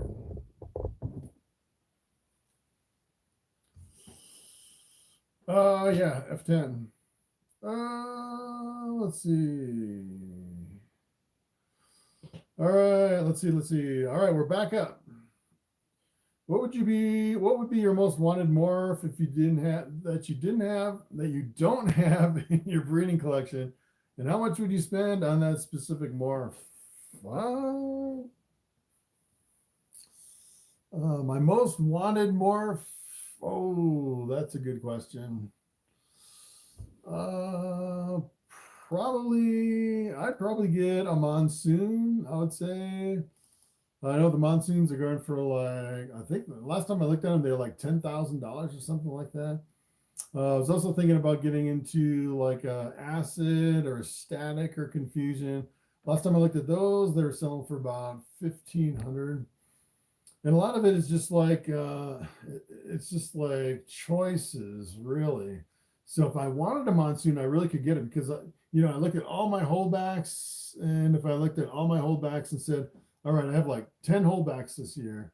If I were to sell them all, I might be able to raise $10,000 and buy a monsoon instead of having all these holdbacks. So, so there are, ways you can actually go after certain combinations. Once you start breeding and you have a lot of snakes, you can sell, some of your holdbacks and some of the stuff like that to get into other projects.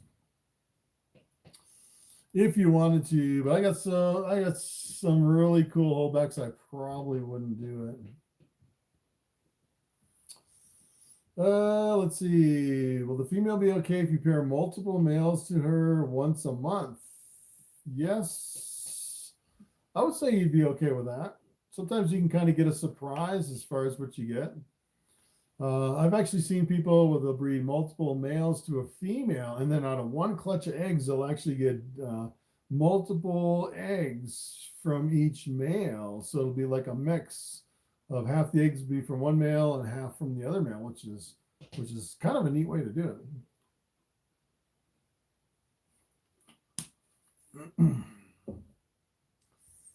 Let's see. Cool. Let's see. I'm in South Jersey.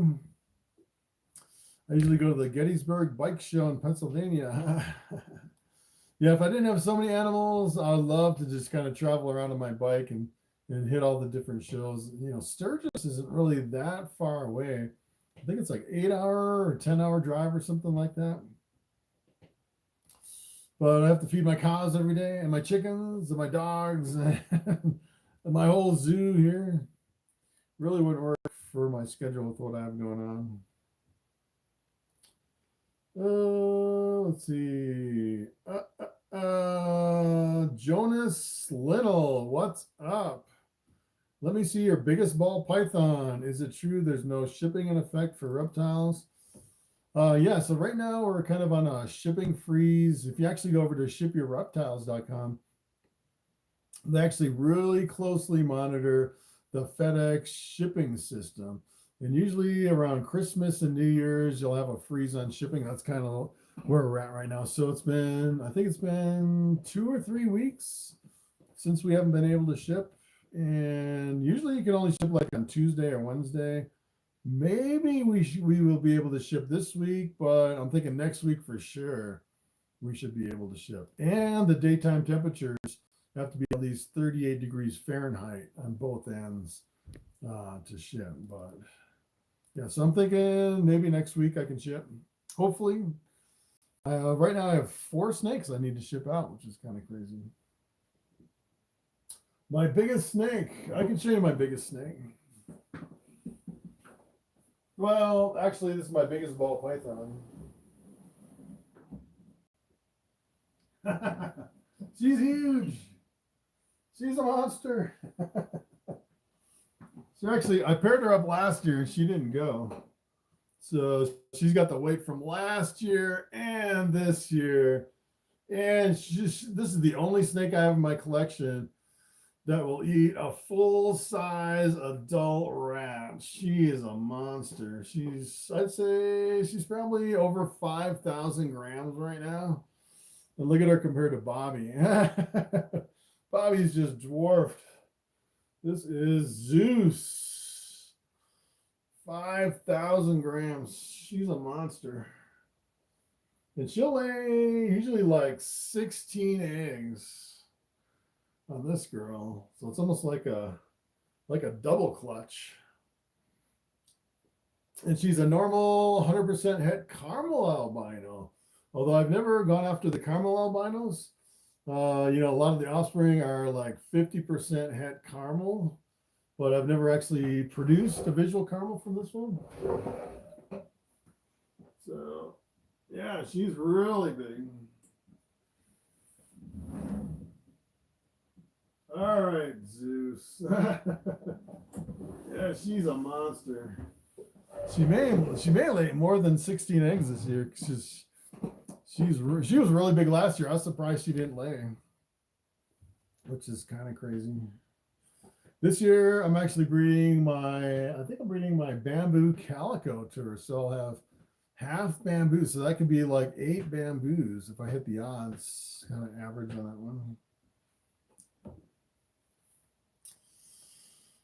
All right, let's see. Because of the cold weather and the holidays, yes. So, yeah, so let's see. If your fans got together and got you one more if you wanted, what would it be? Yeah, if you wanted to give me one more. Confusion. Confusion or acid or static.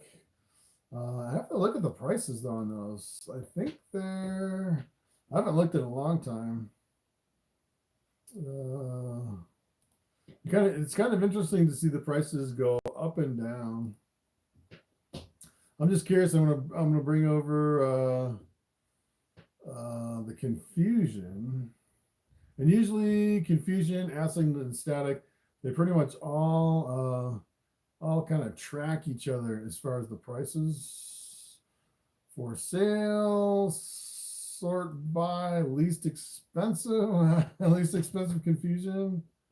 Wow, 800. Wow. For a female. Wow.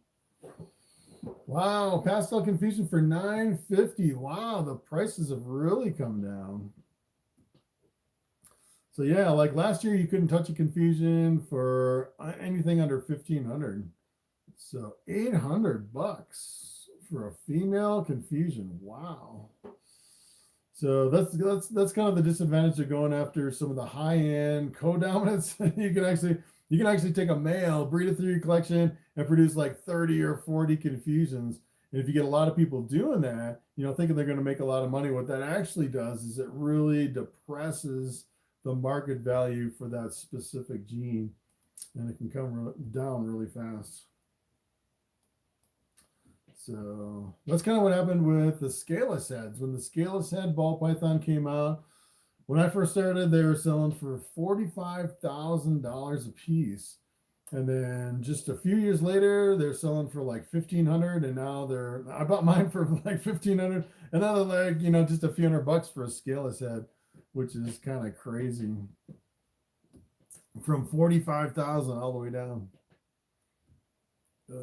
I remember right after they came out, I actually went to the reptile shows and like the NARBC, and every single snake at everybody's table was all scaleless head combinations. It was like so popular.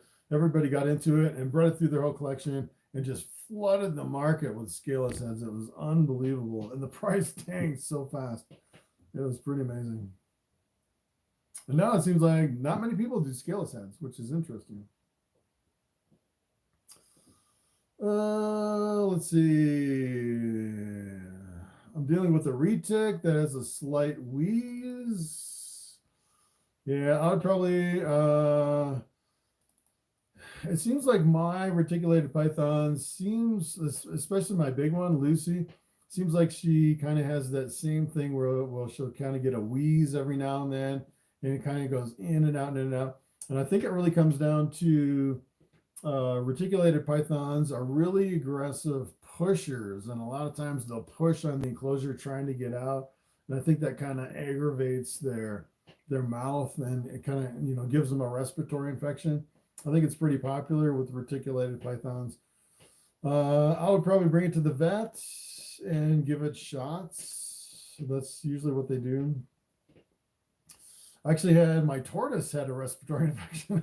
We brought it to the vet and they gave us a whole handful of syringes, and we were actually giving our tortoise shots in the leg. We would actually do the injection in the leg, which is pretty wild.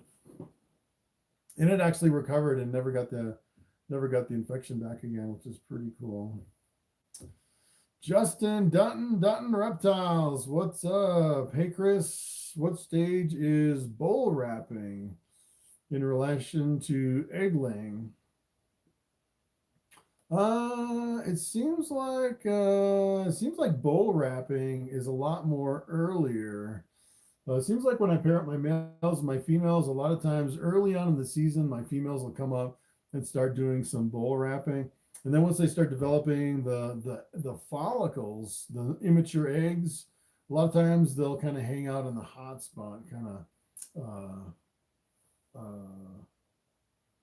yeah, I don't think I have any females right now that are bull wrapping. And I started in October, so November, December, it's been like 2.5 months into the breeding season. And I don't think any of my females are bull wrapping yet. So I think you're still early on in the bull wrapping. Let's see. I'm on my grandpa's channel and I want to breed. I'm 8 years old. Nice. 8 years old. Yeah. Ball pythons are, suitable for anyone of any age, I think. They're not really dangerous at all. Mark the Skater 123, what's up? I have a 1,200 gram female that hasn't eaten in around 2 months. She acted interested the last time I tried to strike it and strangled it and just left it. So. Yeah, so sometimes, I've actually fed quite a few live rodents to my snakes, and it seems like very rarely, I think maybe only one time that I've ever had out of probably a couple hundred times feeding live that I've ever had a snake grab it and not completely eat it. I think a lot of times if you actually have like a clear enclosure where they can actually see you, if you give them a rodent and they kind of, they kill the rodent and right before they eat it, they kind of look at you, especially if you have a snake that's really timid and gets really defensive around people. If it can actually see you through the clear enclosure, like if you had like a glass aquarium or a transparent glass or something that they can actually see through it, I think that might kind of throw them off to where they wouldn't eat it. Another reason may be if you give them a rodent that was too big. You know, if I'm feeding, even frozen thawed, even live, sometimes, you know, they grab the live, and if they you know, euthanize the live, and then when they try to eat it, they realize maybe that is too big of a rodent. And that's usually what I run into with a lot of my hatchlings. If I feed them something that's too big, a lot of times what they'll do is they'll grab it and they'll wrap. And then if it's too big, they won't eat it. They'll just leave it lay. It's usually the only times where I don't have a hatchling completely eat after feeding. So that's one thing you have to watch.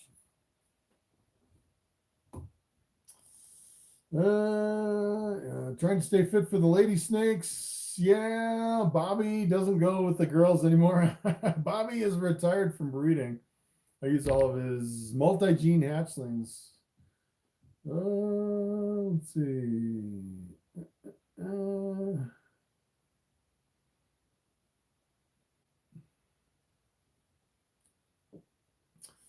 All right, let's see. Razor Storm, what's up? I have a Ball Python who has what looks like clear scales on top of her actual scales. And it's not a stuck shed. Never had seen that before. I have had a couple snakes once in a while. Well, I'll have a stuck shed that's a complete stuck shed over the entire snake, where it doesn't really look like a stuck shed because it hasn't really shed at all in any place, which is really unusual. You have to be really dry for that to happen. That's the only thing I can think of on that one. Any cool updates on your scaleless head projects? Black ball constrictors, what's up? Yeah, I actually showed my scaleless, let's see. I'm getting into it with a banana scaleless head female. Nice.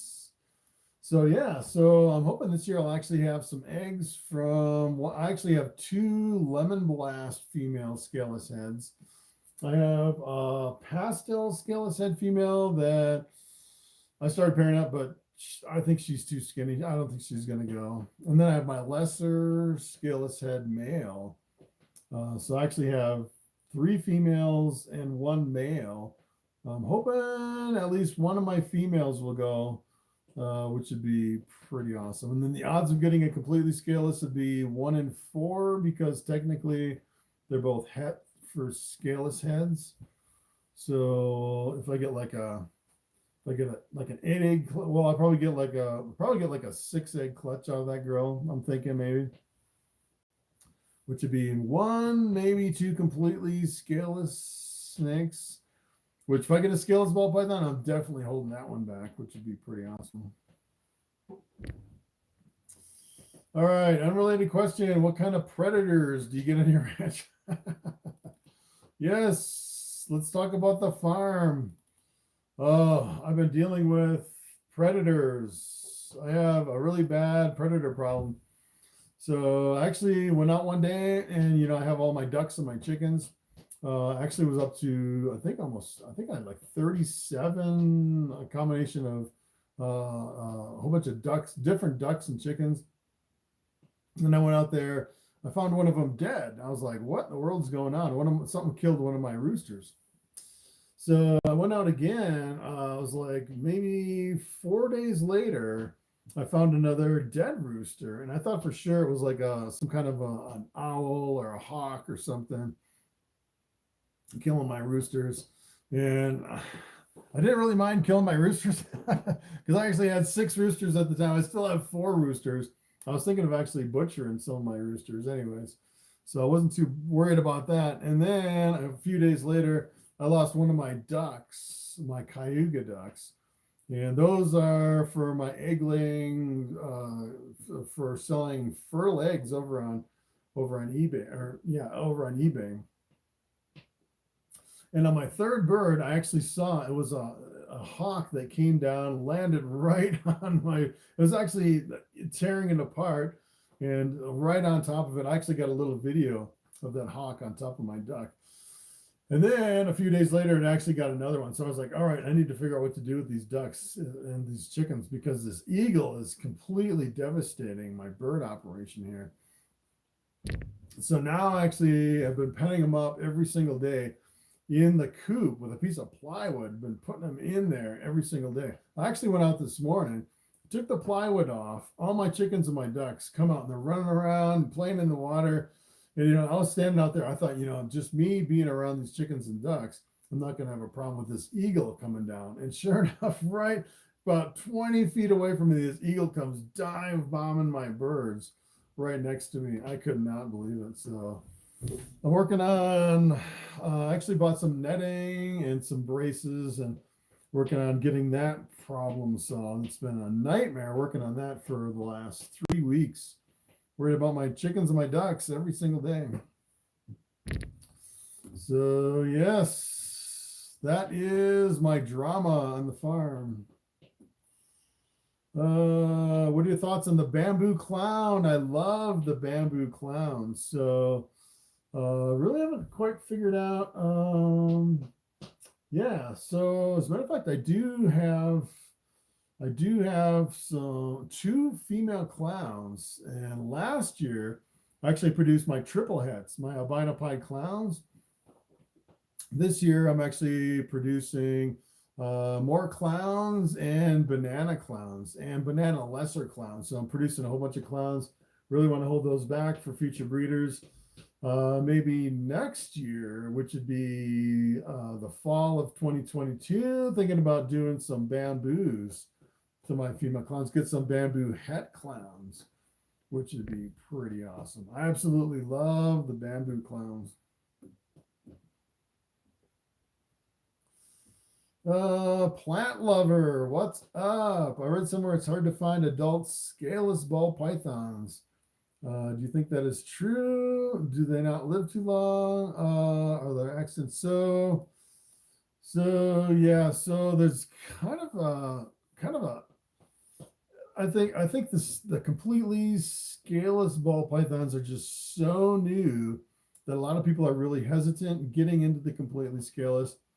When they first came out, one of the biggest complaints was, well, as a matter of fact, the very first totally scaleless ball python that was produced by Brian Barczyk, apparently the first one actually died, and people had concerns about the longevity of the scales. But I think, as far as I know, it's been the only one that I've ever known that has actually died. It was just kind of like one of the freak thing that it just died. I haven't heard anywhere else where scaleless ball pythons have been dying. And then after people started breeding them and producing the scaleless, one of the other things that I've heard a lot of people talk about is sometimes they have problems shedding because they don't have any scales and they shed a little bit different, and they need a little higher humidity, and a lot of times they'll get stuck sheds that are a little bit more difficult to remove. I've heard of some people doing different, like bag balm or something, you know, kind of wiping it down on the scaleless ball pythons to help them shed. And then kind of the latest thing I've heard, you know, it's a new project that, you know, it's like we're kind of witnessing, are there any genetic defects with the completely scaleless? You know, everyone's kind of hesitant to jump into it. And kind of the latest thing I've heard kind of in previous years is that no one's ever taken a male completely scaleless, bred it to a female to where the female has laid eggs, you know, and that's kind of like the whole desert gene where the female had the problems of not being viable. So everyone's kind of hesitant about that. But I think I've heard one report where someone actually did have a completely scaleless female that did lay some eggs. So we're kind of like at the leading edge of the whole completely scaleless ball python. I think if it's, you know, we get all this kind of the history behind us to where we know, you know, if there's any genetic defects or fertility problems, they'll actually show up. But I think, as far as I know, there's no severe problems at all with the completely scaleless ball pythons, other than the kind of the difficult shedding, which some people report. But But if you actually go to the reptile shows, you'll actually see some scaleless, and they're still selling for some pretty good money. So no one's having any significant problems so far. Zol Gaming, what's up? How many clutches will I need within a year to be self-sustaining? Depends on the genes. If you had one clutch of monsoons and you're selling them for $10,000 a piece, all you need is one clutch every single year. If you have normals, you probably won't make ends meet breeding even an unlimited amount of just normal ball pythons.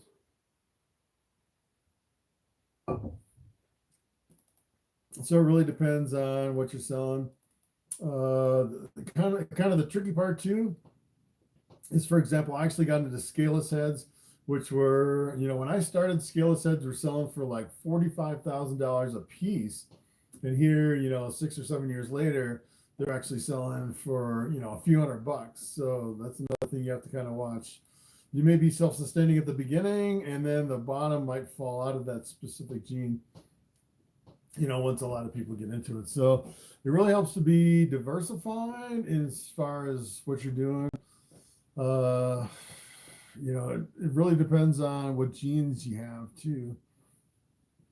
So I'd say normally with a variety of snakes, kind of like I have everything from, I'd say you could probably do have a pretty good self-sustaining business with snakes from, a few $100 all the way up to like $1,500 to $2,000, with maybe producing like 100 hatchlings a year, something like that. You could do pretty good. And depends what self-sustaining is. Some people, self-sustaining in the middle of nowhere versus, the high rises in New York where your rent is like $10,000 a month or something like that. So it depends what your rent is and all your other bills. And the other thing is, I've seen a lot of people, get these really huge buildings, like a warehouse full of snakes. So they're paying big rent and big heating and utilities, and then they hire like 5 or 6 employees. You have a lot of overhead too. So self-sustaining on a big level is a lot different than, for me, self-sustaining in my basement here, running it out of my house. All right, Jay, what's up?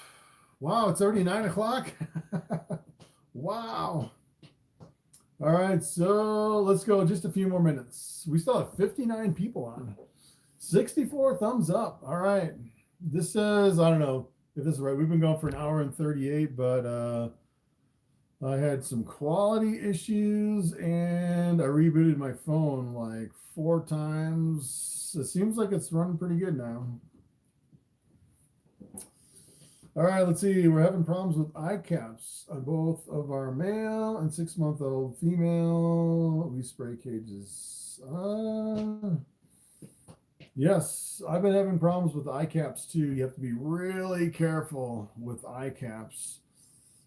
It's actually the stuck shed right on the eyes of the snake. And what I actually do is I kind of just dunk the snake in my sink in like some 90-degree water. That's about like 4 inches in the sink, and then I'll pull them out and just kind of work on the whole snake. I usually just sprinkle a little water on the head. I'll kind of work the whole shed off of the snake first, and then I'll do the eye caps last, kind of save them for the end. What I do for the eye caps is I just take my thumb or my finger and I try to work around the eye. I try not to, as much as I can avoid it, I try to avoid actually touching the eye with my finger. I kind of try to work around the eye, and a lot of times you can get it off that way. And if you can't get it off, I'd probably just leave the snake for maybe a couple days and then try it again and kind of slowly work on it versus, trying to aggressively get it off of the eye. I've actually seen some people take the little rubber, like a rubber thimble, and kind of work on the eyes that way. I've seen some big breeders do that too. Let's see. Jacob Wolf, what's up? Does the bamboo gene have any challenges with shedding? Or is it just my snake? No, I would say just kind of random bad sheds through my collection. I haven't really seen that bad shedding is really gene specific as far as any specific genes, other than like the super scaleless head, the completely scaleless. Some people say that can have some problem shedding. Madman Serpents, what's up? Hey, we're almost to the end. Let's see. I'm only like just a few questions behind here. Shotgun 308, Burmese versus Dwarf Retic.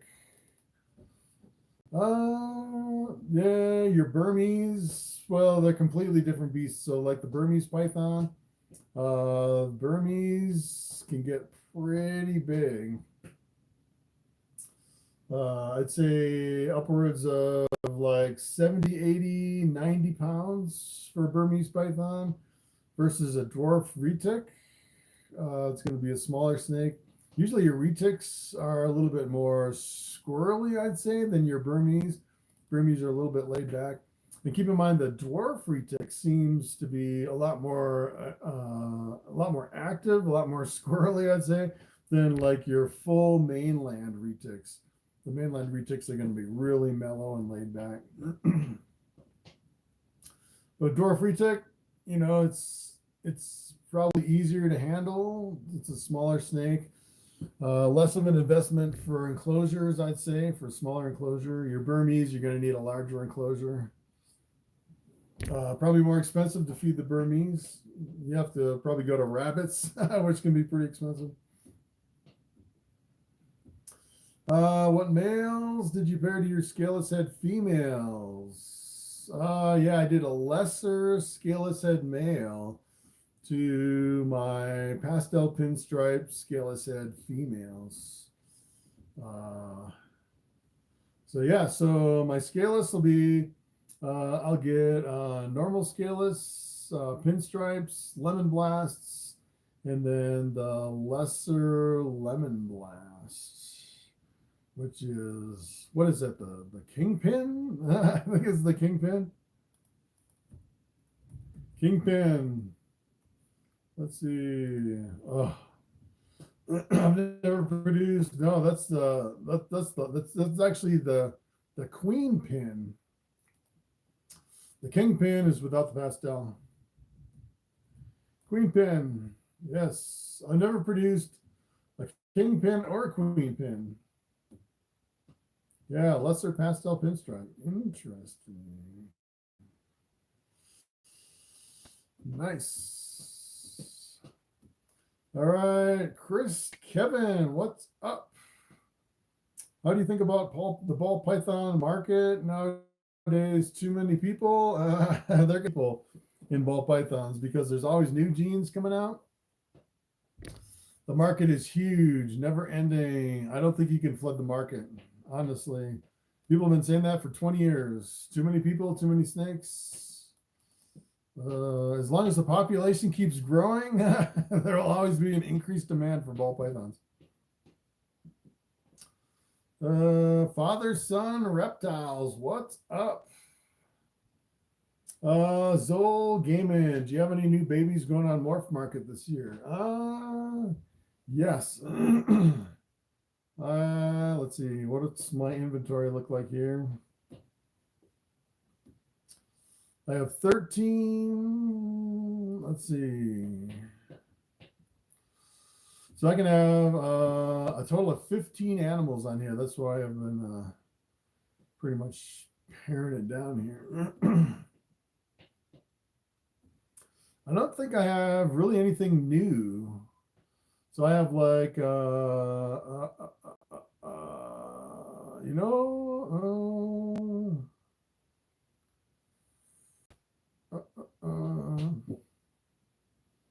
so I pretty much just have duplicates of everything on here. Like I have like 3 more Core Glow 50% head pies. I have some, let's see, I have under pastel head Desert Ghosts, but I already have one on here. Of course, that one could be a female. So I have a normal possible het desert ghost, another normal possible het desert ghost. Let's see, what else do I have? Normal het clown that's not on there. Let's see, pastel possible het desert ghost. So kind of some of the lower end stuff that I'll put on there. Just normals, possible hets or normal hets, or like single jeans. Some of the stuff, pretty much the stuff I have on there already that is duplicates, I'd say, in most cases. Let's see.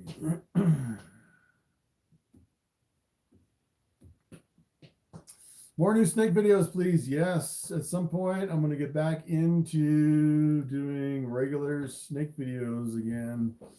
Been taking a break. It's been nice. My YouTube channel's been doing pretty good. Kind of plugging along, getting a lot of views. I had one video that blew up last month, which is pretty good. Really gave me a lot of views and subscribers. So kind of milking it on that one. It's like... it's kind of interesting when a video blows up, everything kind of changes. But yeah, I'm pretty much back down to normal as far as the views and everything on my channel. So I definitely need to put out some more content.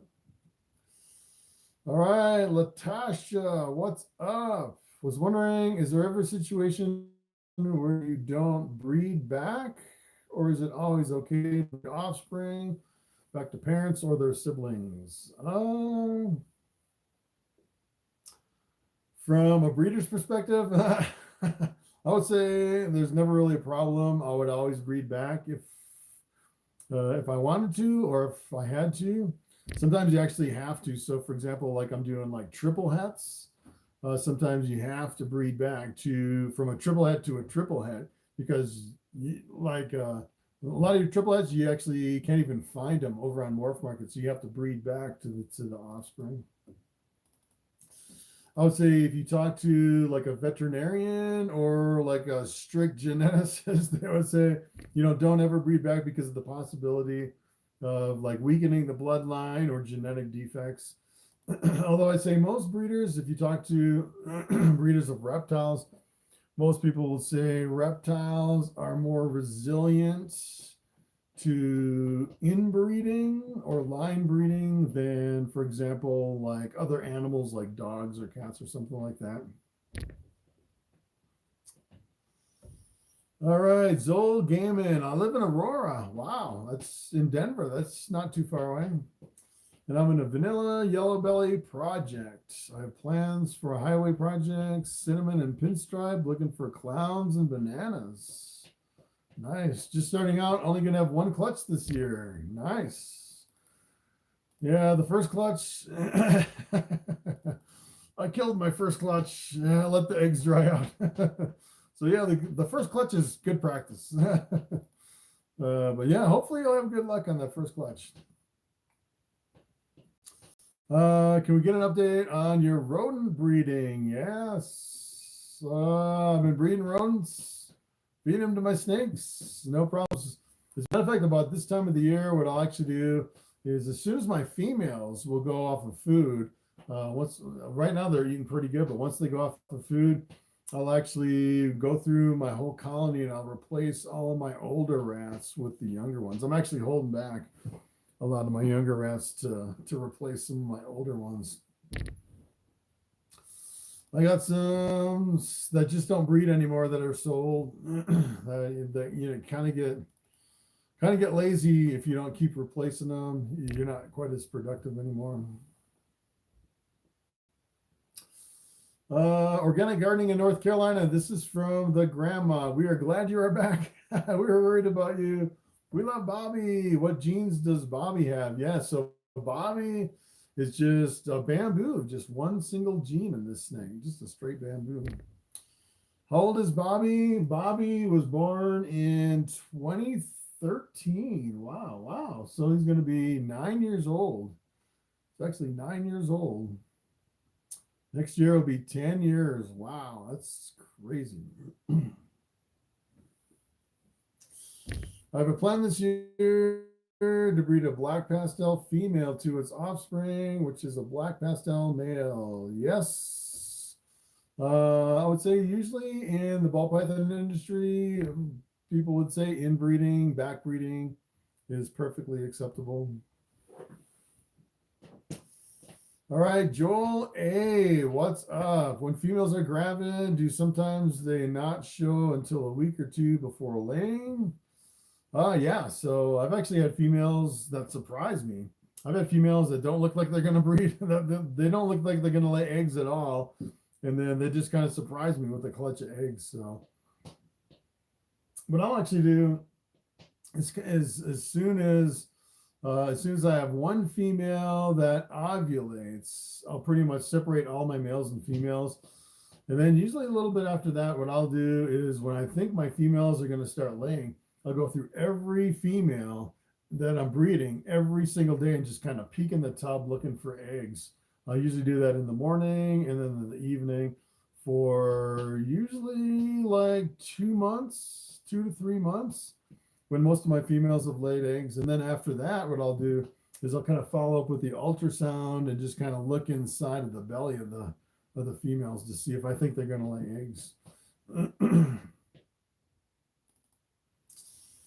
All right, my first time breeding. Most snakes have locked 4 times. Some still eat and others don't, and I'm having a hard time noticing it. Didn't notice any ovulations. Yeah. So it depends when you started breeding. So normally I start pairing up on like the middle of October 15th or something like that. So I would say usually I won't see ovulations usually for until the springtime. So it's usually about 4 or 5 months that I'll actually breed my snakes, and then right after that I'd say they start ovulating. So October, November, December, January, February. I'd say the middle of March you might see some ovulations. Every now and then I'll actually have some early layers. As a matter of fact, let me look at my breeding schedule here. See when my very first clutch was last year. Date late. So my very first clutch of the year last year was on the 26th of April. So like the 26th of March, you might see some ovulations in March. But if you pair it up in October, you probably won't see eggs until like April. Well, this was the end of April, and then almost all my eggs were in May and June, and some in July. So that's kind of what you can expect. Let's see. Ledka, what's up? All right. So yeah, I think I'm going to end it. That was a pretty rough live stream. We had some really bad quality. I rebooted my phone like 4 times, which was crazy. So welcome to the live stream. I'm ending it right at the end. All right. So we still have 40 people on. 7 thumbs up. Well, this says we've been going for 2 hours, but I think it's been like 3 hours actually. Got a few super chats. Thanks for all the questions, guys. And yeah, it's been like a month since I did a live stream, so it's been pretty crazy. I don't know what I'm gonna do my next video. I'm thinking about maybe another week or two, thinking about getting some topics together, maybe going daily on this channel for a while, doing daily videos, putting some more content on here since my video that went viral is kind of tanked. And now I'm back down to reality. I got to do some more videos to keep the views up on my channel and the subscribers. So that's pretty much it, guys. Thanks for watching, and I will see you whenever I see you in the next live or in the next video. So thanks for watching.